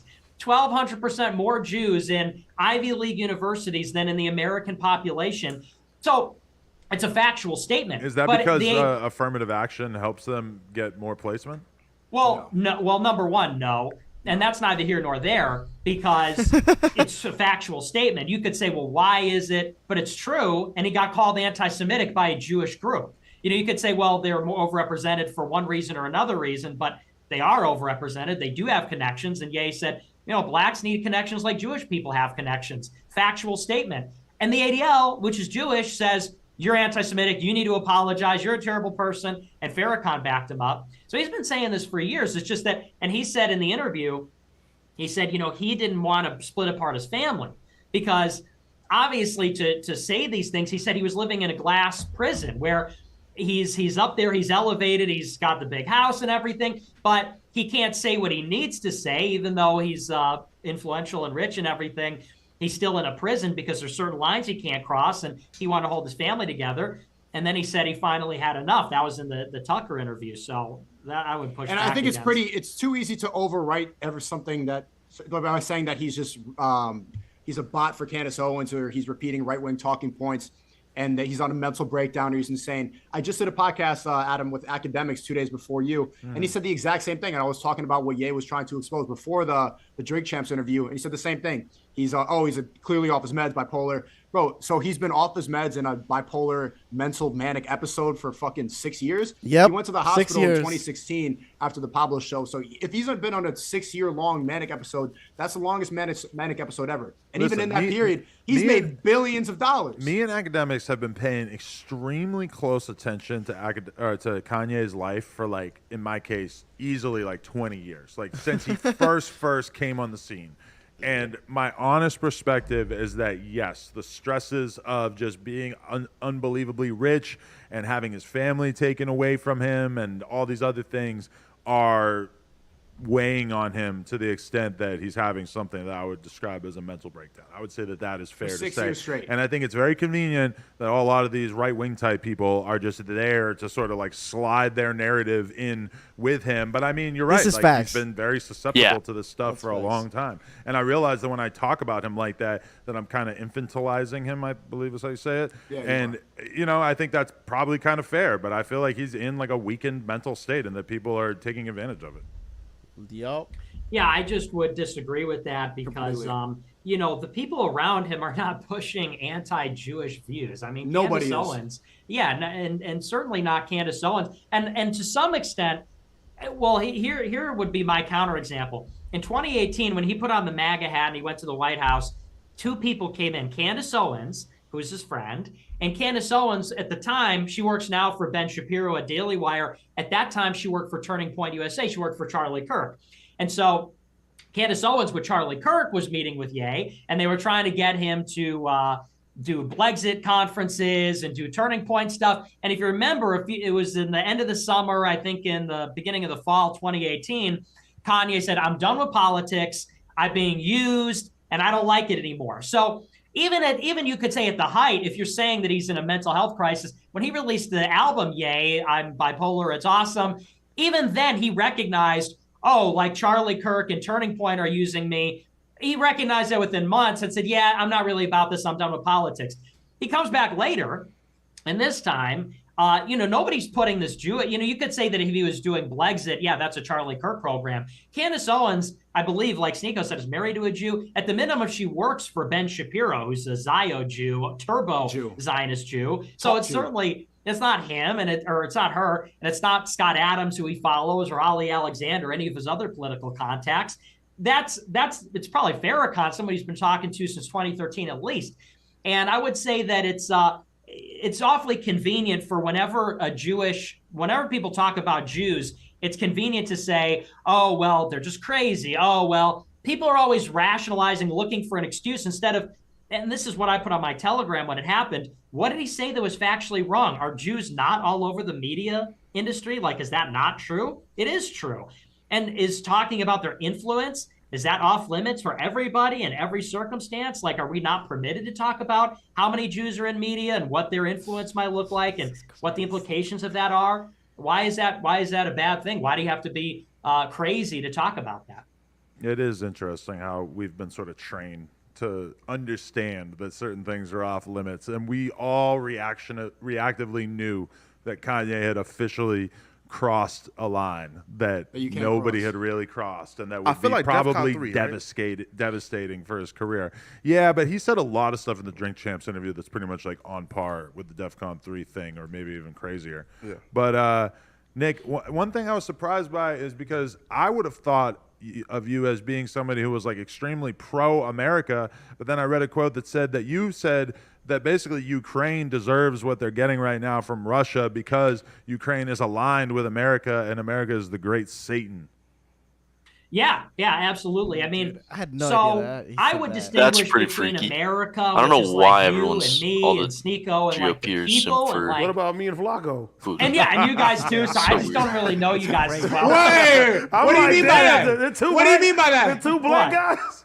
Well, no, I don't know Flacco. AD, I just saw you recently. But yeah, you guys too. You guys are America, and people like Kanye and Candace Owens, for that matter, and John Miller and everybody. And I would distinguish that from the regime. What I call the regime, what some people call the government, I call it the regime, because America isn't just run. The authority in America doesn't just come from the government. It comes from a true regime, in the sense that the government is influenced by the media, and the government influences the media. And the same is true of Silicon Valley, and the same is true of the banks, and the same is true of Wall Street. And really what you have are maybe 5,000 to 10,000 decision makers across many elite institutions that are making decisions inside the government, outside the government. And the government is in bed with private institutions too. They're in bed with the Federal Reserve and the banks and BlackRock and Wall Street and so on. Anyway, and so when I talk about America's a great Satan and Ukraine should be punished and all this, I'm talking about this regime. I think the regime of America is evil.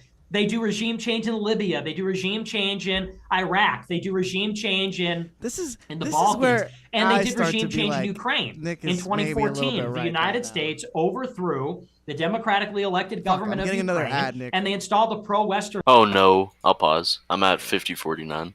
5049. I can skip this one. Yeah, maybe I do need to get an ad blocker. You said 5049? Yeah. All right, perfect. Are you ready? 3, 2, 1, go. Into their country, which Putin had said for years was a red line for Russia. And, and they fought this, they really have been fighting for 8 years, realistically, ever since the Maidan revolution in 2014. There's been this proxy war going on between the separatists in Donbass and the Ukrainian government backed by NATO in Kiev. And so when I say the U.S. is a great Satan, I mean our military, our State Department, the government, our companies, our NGOs and multinational corporations. They're spreading sin, they're spreading decadence, they're spreading liberalism, they're spreading evil and death and destruction all around the world. And so insofar as Russia is opposed to the hegemony of the American regime, and I am opposed to the American regime, then that sort of makes us allies. Interesting. So you're hoping that Ukraine gets wiped off the face of the planet, or are you looking forward to nuclear war, or what are you hoping for in this whole thing? Well, I've been urging de-escalation. I think that the United States needs an off-ramp here. I mean, because things just keep escalating on both. It's reciprocal on both sides, and it is going to turn into a nuclear war. With Nick here, we do need an off-ramp to this shit. And so I think the United States needs to accept that Russia is going to win this war. But that's easier said than done. Like, it's literally is not allowable for Putin to lose this war. So we need to recognize that. We need to recognize that Ukraine's not going to win. They're not going to take back Crimea. They're not going to take back Luhansk and Donetsk. So pause real quick. Pausing. Yeah. This shit though, accept that Russia's going to win. Like, if you do that, then Russia's going to be like, oh, fuck. We're not going to get tried when we try to take over shit. So let's just keep going. That's the problem, where you can't just accept that Russia's going to win, because then it's like, then why the fuck would Russia stop trying to take more like territory, you know?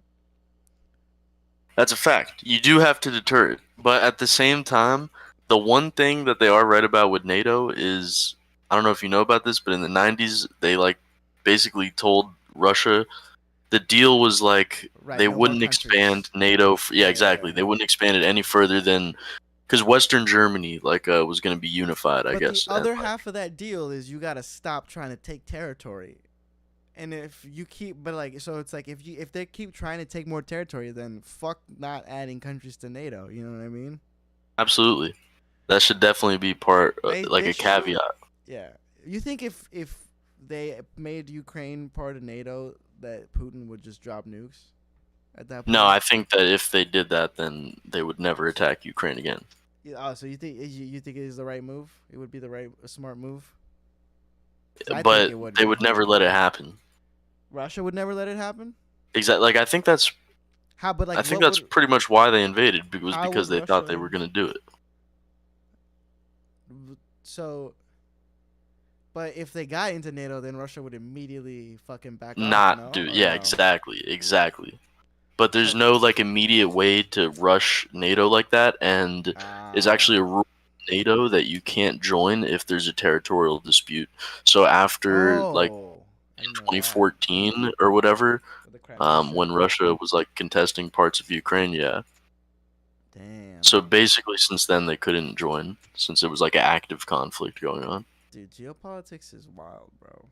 It really Imagine, is. Like, imagine really being like, holy shit, we could go to like being Joe Biden, and you're like, dude, we could actually cause some crazy shit if we say the wrong thing.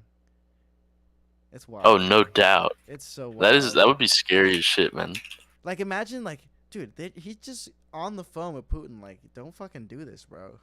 Like, Putin. Oh, he's never listening to Biden, though. Oh, dude, he would have listened to Trump. You know they're lying out their ass to Biden, to his face, bro. And Joe, dude, actually imagine being, like, on a phone call with Joe Biden. Like, just, like, the fucking dementia kicking in. Dude, imagine having to be his body double. That honestly sounds like a fun job. Get to eat a lot of ice cream. Facts. Alright, let's keep going. Alright, let's keep it. I think they should just withdraw, give it up. Like Elon Musk said, let's hold a UN monitored referendum in the breakaway districts. Let's say Crimea and Donbass are part of Russia. Let's say Ukraine will never join NATO. You know, I think that's a fair resolution, which is what was sought for 20 years. Right. Yeah, I mean, it does. They're not going to push back crazy on this. Seeing everybody say that the risk They don't of know nuclear enough. war pretty is hard, high too. right Yeah. now. But I mean, there's still a long way to go before we actually see Putin feel like he has to make that move, right? Yeah. It's the good thing is after Putin annexed those territories, the United States didn't really retaliate. So I thought that was sort of a good sign. But, you know, they blew up those pipelines. They blew up the bridge connecting Russia and Crimea. So there's just like there's just no restraint here. There needs to be some restraint. Nick, there's one thing that I know these guys definitely want to hear you talk about. Why are you celibate? Well, you know, the easy answer is I am Catholic, so I think it's a sin. To have premarital sex? Yes. So you are I a think- virgin at this time? Yes. Wow. So, yeah. So I think that Wow. the only morally licit sex is within marriage, which is how it was for thousands of years. But also I'm just sort of I'm like an eccentric. What you gotta understand about me is I'm like an eccentric genius. Okay, so I mean not only do I like not only am I celibate because it's like the right thing to do, but also I'm just not really interested. He in can't sex. connect with bots. He can't connect to beat your dick normies too, on or that no? level. What's that? No, he's You beat your anti-porn. dick? Porn's No, bad I'm for you. anti that as well. You don't need porno to beat your dick, though. So you're on permanent semen retention mode? Well, I want to get married eventually. I'm gonna get So you're married saving all your eventually. jizz for your future wife? That's right. Yeah. Well, for my Damn. Nick, how old are you? I have kids. I'm 24. Oh, Dude, he's a he's kid. That's what I You're couldn't older than believe us. when he said that he was 18, saying that thing about the white woman fucking the dog, being like fucking the black guy. Like, he's got white power in his fucking veins, bro. Like, he knew You from think a he was young older? age. That's kind of like I feel That's like why a the lot of government's people. afraid of him, man. I'm thinking a he's smart guy. fucking 37 years old. And No. What the He was a hell? college student causing havoc. That's how he became famous. He's like a Nazi whiz kid. It's crazy. I'm not a Nazi. Come man. Well, on, ish. come on. Like in that ballpark. Nazi-ish, right? I'm a nice Nazi guy, and whiz the kid. thing is, like, and I've put this on my Telegram. I want what's right for the country. I want to tell the truth, and the truth is uncomfortable. Like, believe me, I wish I could be a liberal because liberalism has a lot of nice promises. Sounds fun.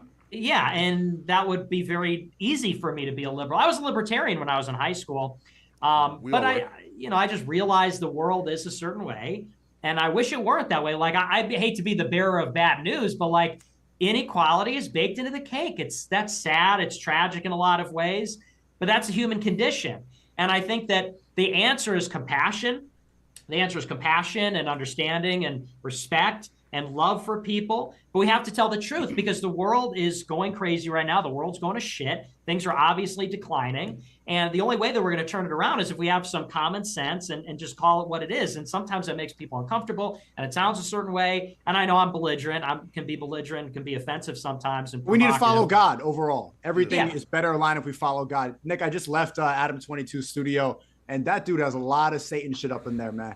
You got to go ahead and I have one little like Satan head statue that somebody. He has gave one me. Satan head statue on his desk. He's got a Satan little doll behind it. Somebody sent that to me randomly. I didn't go out of my way to get either of these things. He's got a Satan tattoo on his hand. He's got an upside down cross tatted on his face. I got trust God on my knuckles, man. I ain't with that. You got an iPod tattoo. I do too. Yo, I need tattoos. Yo, Nick, Ken. You're going to look like Rick Ross. I know, right? No, Nick, can we talk about the white devil, a.k.a. white liberals? So pretty much like the same people 60 years ago and who was telling us that, yo, it's their cafe and like they can kick you out, you know, because you're black and that's perfectly fine. Those are the same motherfuckers telling us now, yo, it's their platform. They can kick you off if they don't like your opinion, man. Now, what's your opinion on white liberals? I believe that they're our number one enemy. You're like repeating his talking points back at him. Who, Nick? And it just sounds like, yeah, you are. It sounds White less liberals do racist. suck. No one's going to call you a Nazi for saying the same shit that Nick said. I've never heard Nick say that. But go ahead, Nick. Sorry. True, yeah, because I would say it's Jews. I wouldn't say it's white liberals. Oh my God. Yeah, it's white liberals for sure, man. White liberals are definitely the devil. This video's gonna take you down. Here's why, though, because if you look at white liberals, and at least the radical, and when we're talking about white, I mean white, ACLU and other left-wing groups, they used to defend free speech. If you look at like ACLU, American Civil Liberties Union, they're a left group, but they defended the skinheads in Skokie, Illinois, when the neo-Nazis or the Ku Klux Klan wanted to do a parade. Yeah, they switched their whole shit up and nobody fucking talks about it. Yeah. Not that I support that, obviously, but it's like they were left and they defended free speech, and now they're not like that anymore. The urge for censorship is really coming from the Jewish left, and it's not to say that there aren't white. There obviously are white liberals that are hopped up on that too, and I'd agree with you. Yeah, I mean they're imperialists, they're tyrants. You know, they're trying to impose their way of life, but I think a lot of it does So stem we're supposed from. to just accept that the Jews are tyrants who want to change our way of life? They are. I mean, they are. What do they want to change our way of life to? Liberal, international. Nah, hold on. Say it again, Stigo. Sorry. Huh? Say that again, please. Sorry. I said they want to further a globalist agenda. They want to continue their power, and they want to keep most of the wealth for themselves. Globalism benefits the Jews. Shit, Yes. hey, man. I mean, I don't again, know. I need a fact check because I'm not prepared to debate that particular part of this argument. But See, they didn't come prepared to defend the Jews. I hope I don't. What are they going to take never now? are. no, for sure. I just like feel like I should be able to like offer some kind of rebuttal to that, but I don't really know. I'm not learned enough on the topic. Dude, they gotta Well, I add mean, Destiny you could, to this, dude. I Please, could argue they just the other gotta drag side him or in real whatever. quick. The thing is like there is no That would've been voice so for good. this side. That's to me what's peculiar. Because the thing is, I wasn't much different from any of you guys because I've been interested in politics for like 12 years. I mean, I was like a real young kid. He was 12.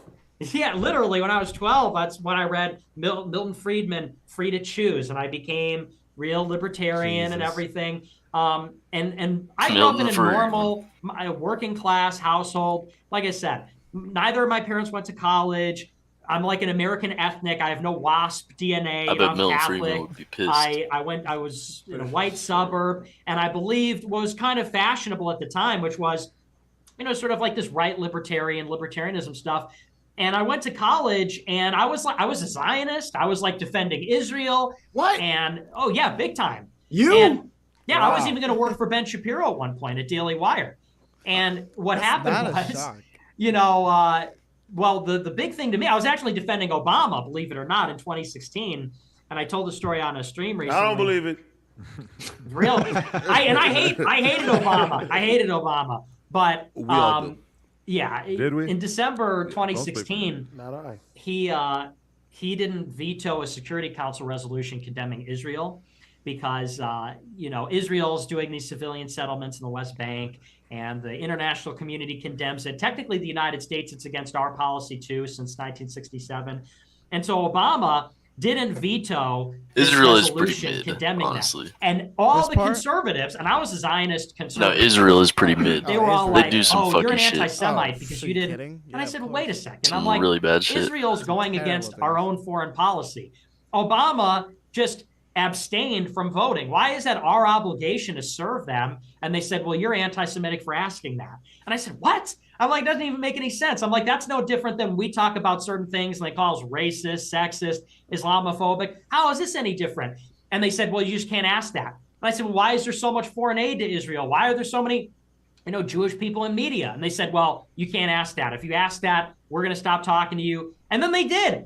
I was talking to this girl in college, Cassie Dillon, and she worked at Daily Wire, and I was asking her, why do we give them $3.8 billion per year? Why did they write the clean break memo in 1994, which was basically laid the plans for the Iraq War 9 years before it happened, and so on? And she was a good friend of mine. She got me my show. I started my show because of her. And she texted me at one point and said, "Nick, we're not in the same movement anymore. You're an anti-Semite. I'm blocking you on everything."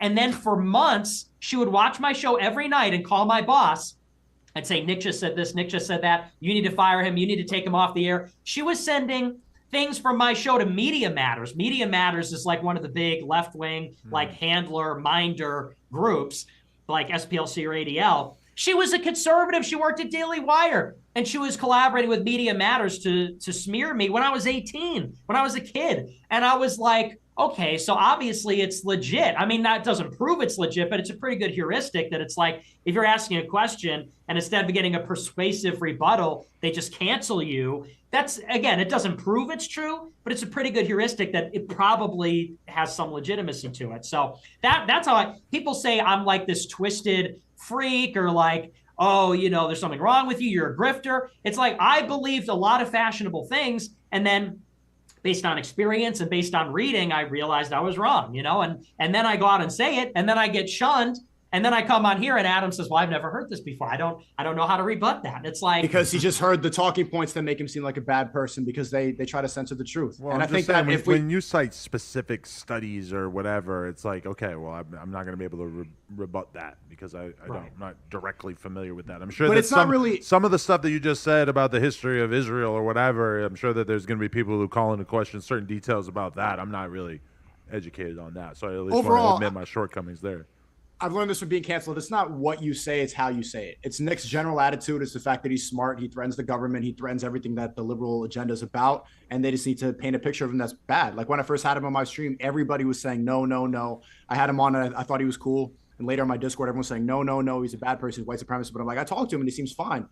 Everybody will try to shut out the truth because you're not supposed to hear it anymore. And I think that if we move it to the right direction, I genuinely right here, I'm endorsing it. I think someone like Nick Fuentes can win the presidency in 20 years. Wow. If America does not fall apart before then, I think he has the capability. I think he believes in America. I think he believes in the people. I think he cares about the right things. I think he sees the truth. And he's also a good speaker. People could follow him. I think somebody who doesn't believe in race mixing is going to have a hard time getting elected to be the president. But at the same time, I do have to admit the rabbit hole is real, because if it wasn't for you and Destiny being cordial enough to sit down with Nick, then I would not have thought of him as being, somebody who is safe to platform, which obviously you guys can tell that that's like part of my concern here. I've had a lot of people reaching out saying that I'm fucking crazy for even having Nick on the show. But at the end of the day, I think we should be able to have conversations with people we disagree on, although I am currently wondering if this podcast is going to get taken down for Holocaust denial. There's a really good chance this is not going to make it. That part might have to get censored, which is a real shame, because then where does that content go? Maybe that goes on the No Jumper Rumble. Yeah, I would put some of it on Patreon, but yeah, it's gonna get taken down. Everything that I had with Nick got removed or got me strikes and stuff like that. Really? So genuine point. If you want to keep up your channel, I would be careful. Does Destiny make you be careful about what you'll talk about when you stream with him? He won't let you. No, talk Destiny's about COVID fine because Destiny's a federal, he's a Fed agent liberal, so he's able to say whatever he wants with Nick because he disagrees with him. So they want you to disagree with Nick. They don't. If you agree with him at any point. Right now, I see you guys listening to him. You're like, oh, Nick's making some good points. That's going to get you in trouble. If you call him a Nazi for the rest of the show, we can stay up. But I got to get going. Well, you think You're good, protected. I got to go. Thanks for having me on. Do you think that Destiny's posture is aggressive enough that that's why they don't feel like they have to take it down? Is because he's like arguing with left them real quick. a lot. I think it concerns the what. Yeah, that was what kinda we random. Talk about because and I don't know what Sneeko got banned for specifically. I didn't see what was flagged. I don't watch all of his streams to know necessarily, but with Destiny, I would say that it's because we never really talked about COVID. I think that's probably a part of it. Because with YouTube, there's specific things that you're not allowed to talk about. Like you can't talk about election fraud, you can't talk about COVID, and those are two things I don't know that we've ever talked about. But yeah, I think it does have a lot to do with the fact that he pushes back. I think that insofar as you're answering it, insofar as you're like you said, aggressively combating it, then they don't consider that like advocacy, which is kind of fucked up that YouTube gets to decide, oh, this is your opinion, you don't get to have a YouTube. Oh, you disagree with that opinion, okay, then you're fine. Like if censorship is reaching into that, it's one thing to say you can't say it. It'd almost be better if that's how it was. Right. You can't say this thing. But they're like adjudicating, well, this guy doesn't believe this, so he gets to have an account. And that's kind of weird. That's a little bit, I think that's invasive. It is such a weird feeling to be having a conversation with somebody, and normally the only stuff that I'm thinking of in terms of stuff we can't show on camera is like boobs and maybe like somebody doing drugs or something. Like there's not that many things we really have to avoid having on camera. So it's weird to be having a conversation where I'm like, no, this idea that he's saying right here is potentially enough to get this video removed. It's a very like strange feeling I've never really had before. Yeah, man. Yo, listen, Nick, can we talk about our good friend Tariq Nasheed? Yeah, how you feel about him? I think the size of the law firm is getting another ad. huge because I paused at 107.40.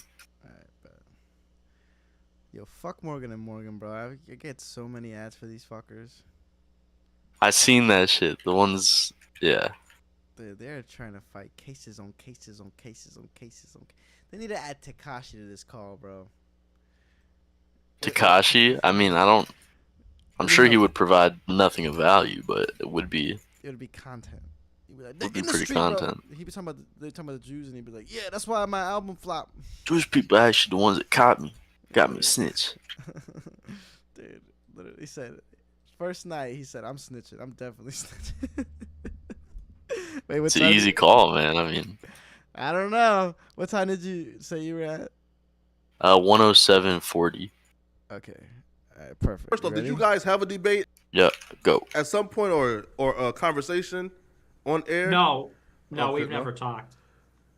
Wait, so I think he said during like my interview, and he was spanking one of like your friends or somebody associated with you, and then like they got to trolling. Yeah, so like, what's your like your opinion on our good friend Tariq Nasheed? Honestly, I'm not the biggest fan. I just think that I mean, to me, he comes across as sort of disingenuous. Like as an example, he said that I was begging to do a debate with him on your show. I've never talked to Tariq. My people have never talked to Tariq, like my team. I mean, he's debated people I know, but so I mean, he just straight up lied. He's like, "Oh yeah, that white supremacist, he's been begging to debate me." It's like that's not even true. That's just a bald-faced lie. And he also said that that I'm like a troll and like I conceal my real views and I'm just not a serious guy. It's like that's not true either. And I feel like he makes a lot of these broad assertions like that, just sort of flippantly.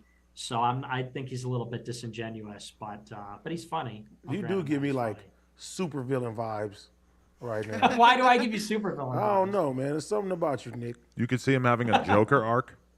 It's the background. I like the Joker, yeah. It's the background. Right? It's kind of like the background, man. Yo, so here. Oh, we lost Sneeko. Yeah, that's okay. He told you. Yeah, he left. Oh, he said he was leaving. Yeah, oh, my bad. I got distracted by TikTok. Nah, yo, Nick. So like, what's your take on, I guess, black folks receiving reparations? I'm against it. Why? Because I think that I'll grant that the Institute, first of all, I'll say, in case you guys don't like, if this needs to be said, I'm against slavery, okay? I'm against the chattel slavery of black people. Obviously, it goes without saying. But just in case, because you guys are, For Nick Fuentes, that does not go without saying. Nazi, you're white supremacist, I'm against No, that. AD probably feels reassured to know that. Yeah, okay, good. I just want to let you know explicitly. I think that there's a lot of historic injustices and wrongdoings, and you could say that slavery was bigger, like more particular, but it's just like, who's going to pay for it? Are you going to track down the slave owners' descendants and take the money from them and give it to the descendants of the slaves? And how do you calculate that? Yo, it's watch, horrible. There's an episode of Atlanta wrongdoing, that happens. Or what happens? Obviously set blacks back. It's a big disadvantage. There's an episode of Atlanta they did this season where it's like reparations are real, and like all the black people start suing, like the white No, I haven't seen it. I heard about this though. It might have been you that told me about it, but no, I haven't seen it. It's a wild episode. It's definitely an interesting ass episode, but yeah. Atlanta is a crazy ass show. Is it over yet, or is it still going on? This is the last season that's going on. Like right now, I think they drop like every Friday an episode right now. Facts. I kind of fell off just now the last season, but I'm probably gonna finish when it's like all out and like binge it. But yeah, shouts out Atlanta. That's what I'm doing with Game of Thrones. The Game of Thrones, or you mean House of Dragons? I haven't been watching it week to week. Yeah. House of Dragons. I watched like 2 episodes and I honestly barely paid attention to it, so I was like, all right, I'm gonna have to read. I will binge it one day, just not yet. Yeah, same. It'll be like Game of Thrones. The last few seasons, I'll come in. On God. Just keep going. All right, let's keep it. That they were enslaved, of course. But where does that start and where does that end? I mean, do you go to Africa and do you hold the people that sold them into slavery accountable? Yeah, I just feel like that's it's just impractical. Here, so like, is your argument it's impractical? I don't understand how it's gonna work, or are you against it if they could figure it out? I'm also against it in principle because the people that they would be robbing, the people they'd be stealing from to pay for that, at some point it involves the government is going to take money from some people and give it to other people. And that's like the sins of the father type stuff. It's like we're going to take your money because of what your ancestors did, and we're going to give it to somebody else because of what their ancestors suffered. So in principle, I'm opposed to it for that as well. Yeah, I'm not an FBA, so I'm not getting any, coins. Like, do you want to respond back or no? Wait, so you think AD would be a recipient and you wouldn't be? Yeah, right. I definitely would be a recipient. Yeah, I wouldn't since I'm not. I mean, our people was brought to this country, you know what I'm saying, like forcefully at the end of the day. So, I mean, I do feel, like you said, there's a lot of injustice in the world. There's a lot of situations that we could bring up. But, yeah, like, we've been pushed back, like you said. We're still like trying to recover. We're still getting our, we still ain't got our just due when it comes down to that. And I do feel like my people should get our reparations. And that's probably the thing that people really want to know about how Nick really thinks is when you say, "Oh, black people are always fighting on airplanes or whatever." Do you think that black people are fighting on airplanes because of systematic racism that set them back in terms of poverty and everything? Or do you think that that's the truth because there's something in the soul of a black person that just makes them violent, which I think a lot of people would find that to be the offensive explanation. And most people would assume you to have that opinion, right? Well, I wouldn't say it's your soul, but when we're talking about behavior, the question is you've got these behaviors, criminality, and if you want to say pugilism, fighting is a behavior.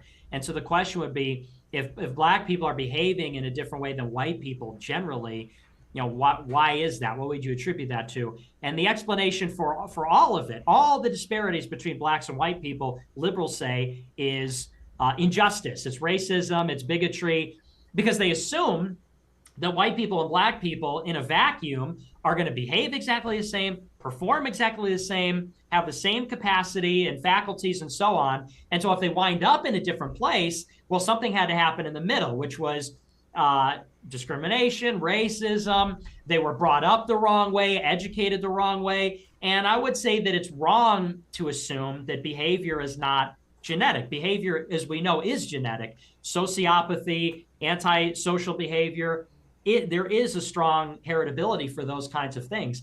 And so there's a lot of different hypotheses about, what gene is it necessarily or whatever, but we do know that antisocial behavior is genetic. Can it also be environmental? Certainly. But we also know that people have a temperament. Some people, it's just not in their temperament to fight. Would you say that's because they were taught that? We all know, because if you know children, some children like to fight, some children don't. Is it because they were taught that? Sometimes it's brothers and sisters by the same parents in the same school, have a different nature. And we could say nature is said another way, they have a different genetic makeup. And so I would say that, Pause. I think that... Not gonna lie, bruh. It seems like the boys need me for fives on League. Oh, shit. It was a pleasure coming out on the stream. This was a crazy fucking talk. Go play your fucking League. This man, Nick Fuentes, is, he was mostly mask on this talk. He didn't say nothing too crazy. Yeah, he kind of played it safe, because I think he knows it's really good for him when a video he's in on YouTube doesn't get taken down. Facts. I feel like if anything, Sneeko is going harder. Yeah, because Sneeko doesn't care anymore, bro. Sneeko's going full. He wants to be like Kanye, bro. Basically. Yeah, facts. He doesn't give a fuck. But alright, bruh. Hope you have a good night. Good rest of the stream. Salute. Right, peace, man. Have fun. Peace. Peace.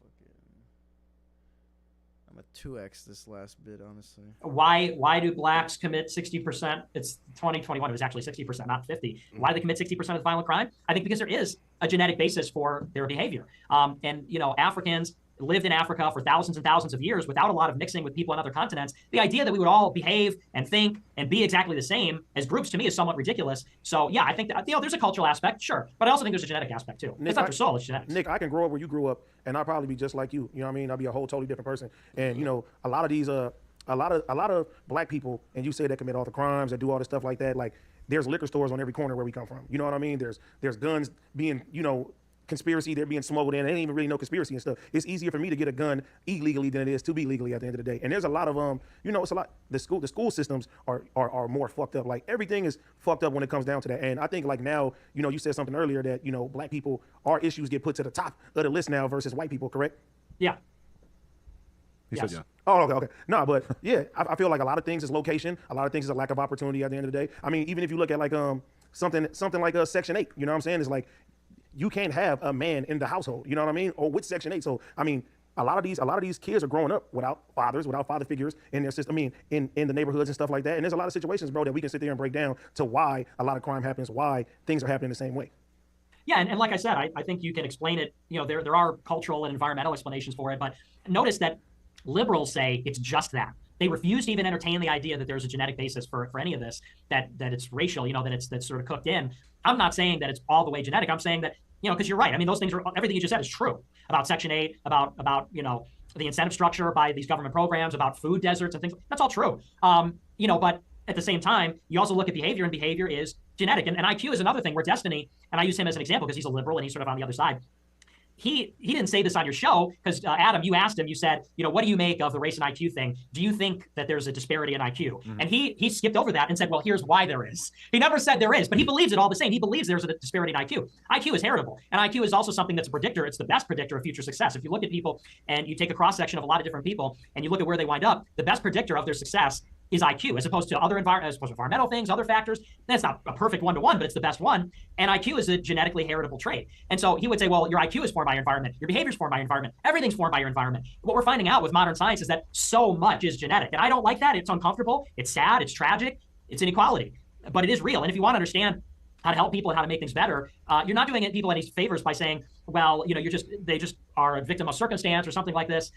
So, because I agree with you, those things are all adverse, obviously, but nobody will hear out the case that maybe we're not all starting from the same place to begin with, which I think there's a lot of evidence for that. So you're saying genetically black people are more angrier? Wait, he's literally saying that we don't all start at the same place, and if we did, we'd all get to the same place.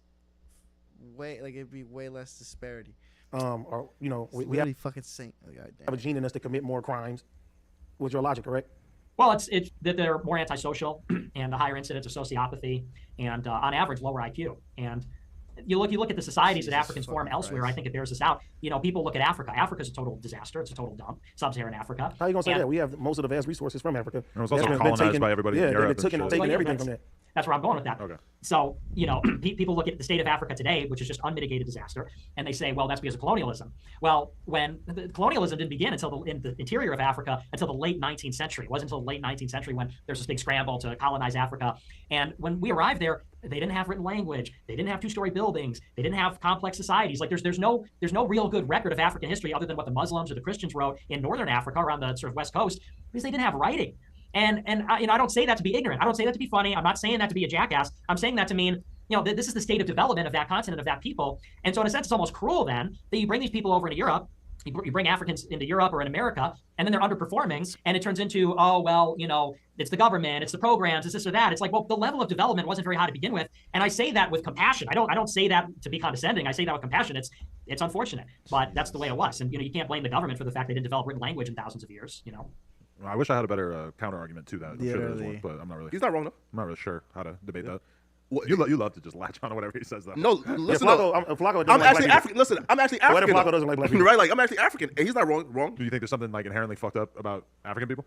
No. Maybe fucked up isn't the words to use here, but no. Right? Again, if you like take people who are let's say uncivilized and bring them here and put let's say like an IQ test in front of them, you know, like they probably do poorly on it, right? So, right, again, you know, just by default, currently, you know, like we are somewhat be behind the 8 ball, right? You know, again, like acknowledging those truths, like don't mean it's like you know, honestly, so bad. Yeah, it's currently hatred, right? You know, and like he's telling the truth, right? As somebody who's African, I can tell you, you know, we're currently uncivilized. But even like the fact that he has such an interest in it is obviously part of his overall platform, being that white people are essentially superior to black people, right? Do you feel white people are superior to black people?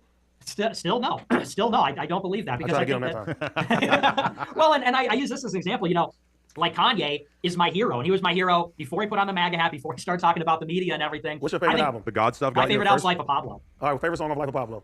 30 Hours or Father Stretch My Hands. Let me get a verse right now. That is a good album. Let me get a verse. I give you all the verses. I can name 200 Kanye songs. I know all his albums and all the words to it. I have Yeezy in my closet. I have a lot of it because it's expensive, but I'm a fan, and I consider him one of the greatest geniuses alive right now. If he told me to go work for him, I would say yes, sir, Mr. West. You know, like I would go. You know, definitely seems possible. I would be at all surprised. Absolutely, yeah. At this point, he's 24 though, right? Like I feel like you're right, but like folks kind of like forget like he grew up in on Kanye, right? You know? Yeah, fair. I did. Yeah, I grew up on him, and the thing is, you know, it's got nothing to do with interpersonal relationships. I get along with black people, with people of other races. I have a lot of friends like that. You know, because what people always say is if you talk this way, that means that you hate other people, and you hate other people because they're different, they look different, they are different. And I hope, you know, maybe you guys don't believe me, but I hope it's coming across that that's not the basis of my worldview. It never has been. Like I said, I lived my entire life not really believing any of this or understanding any of this. And then I just read books and I looked at some things and I did some thinking on it, and I realized that this is why the world is the way it is. You know, it's largely because genetics are very real. That's part of it. And that racial identity is salient, meaning it's important to people. It doesn't change the fact, it doesn't mean I treat people differently. It doesn't mean I look down on people or anything like that. I have love for people, but it's just we want to make sense of the world and inequality. Globalization is forcing lots of different kinds of people to live together, and we're having to come face to face with human inequality of all kinds. You know, you go on TikTok, and this is one example, you'll scroll through TikTok, and one guy will be famous on TikTok, a guy or a girl, because they're just beautiful. You know, you have like a hot girl, or you have a Chad guy, and then you'll scroll up and you'll see someone famous on TikTok because they're like deformed. You know? Feels like. Oh my God. Receipt. You know, because they're literally like they've got some issue, or they'll see someone with roaches on their walls, and it's like communications, technology, all these things is forcing us to come face to face with severe, objective, immovable human inequality, and it's very uncomfortable and disturbing for people because we like to believe that. We like to ignore that. We have this sort of self-help culture where it's like, you can be whatever you want. You can overcome anything. And we're being confronted with the fact that that's not true. Some things are just predisposed because of genetics. Some people have a longer lifespan or shorter. Some people be tall or short physically. Die young or die old due to genetic disease factors. Some people be successful or unsuccessful because of their IQ. And this is true between individuals and groups. And it's unfortunate, but it's the way it is. And, you know, ignoring... Dick writing in these comments, bro.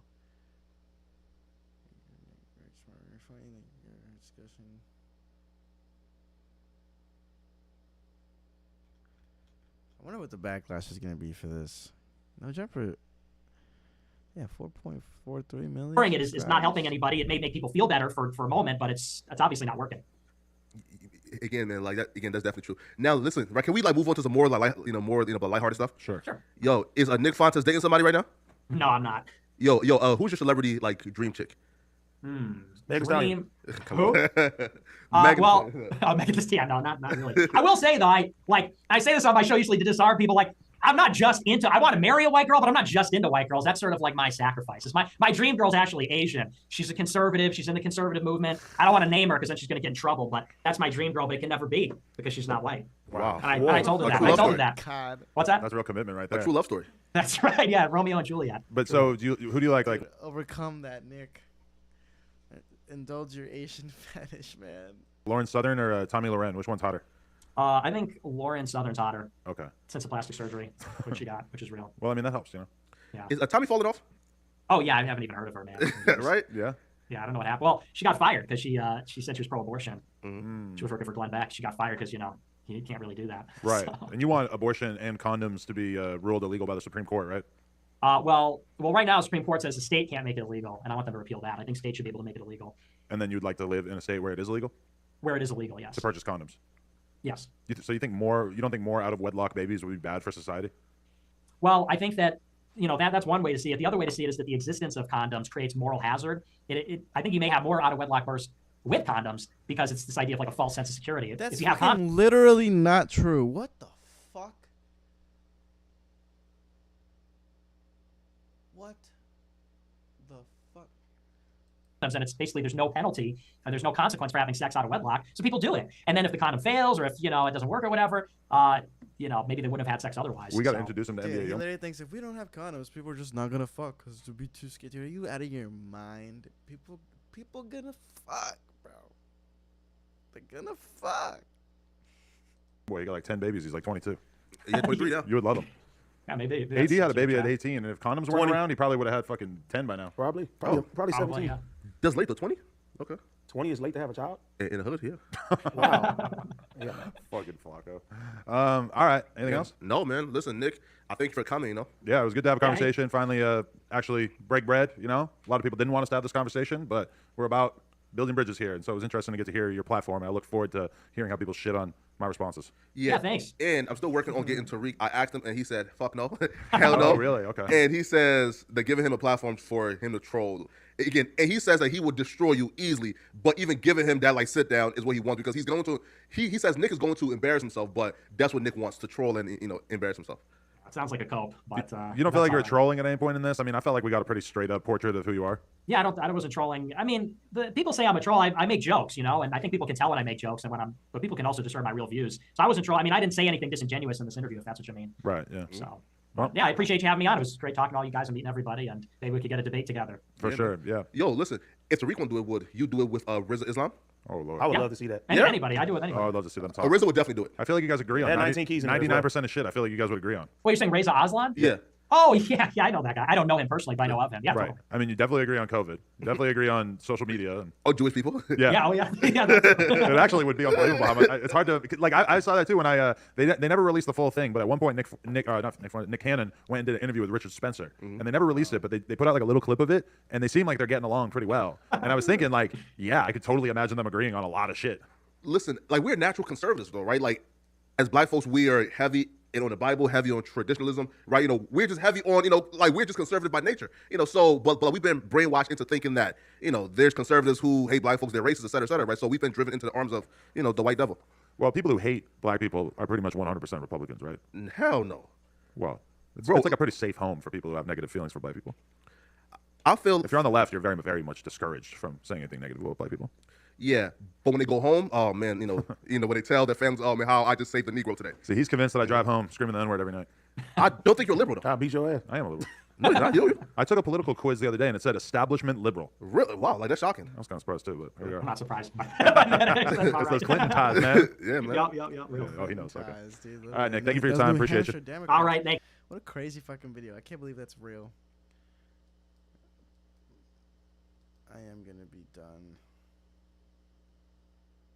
Actually, I do want to see this. Demon Mama wants to come on. Maybe tomorrow. Yeah, I'm just gonna end the stream.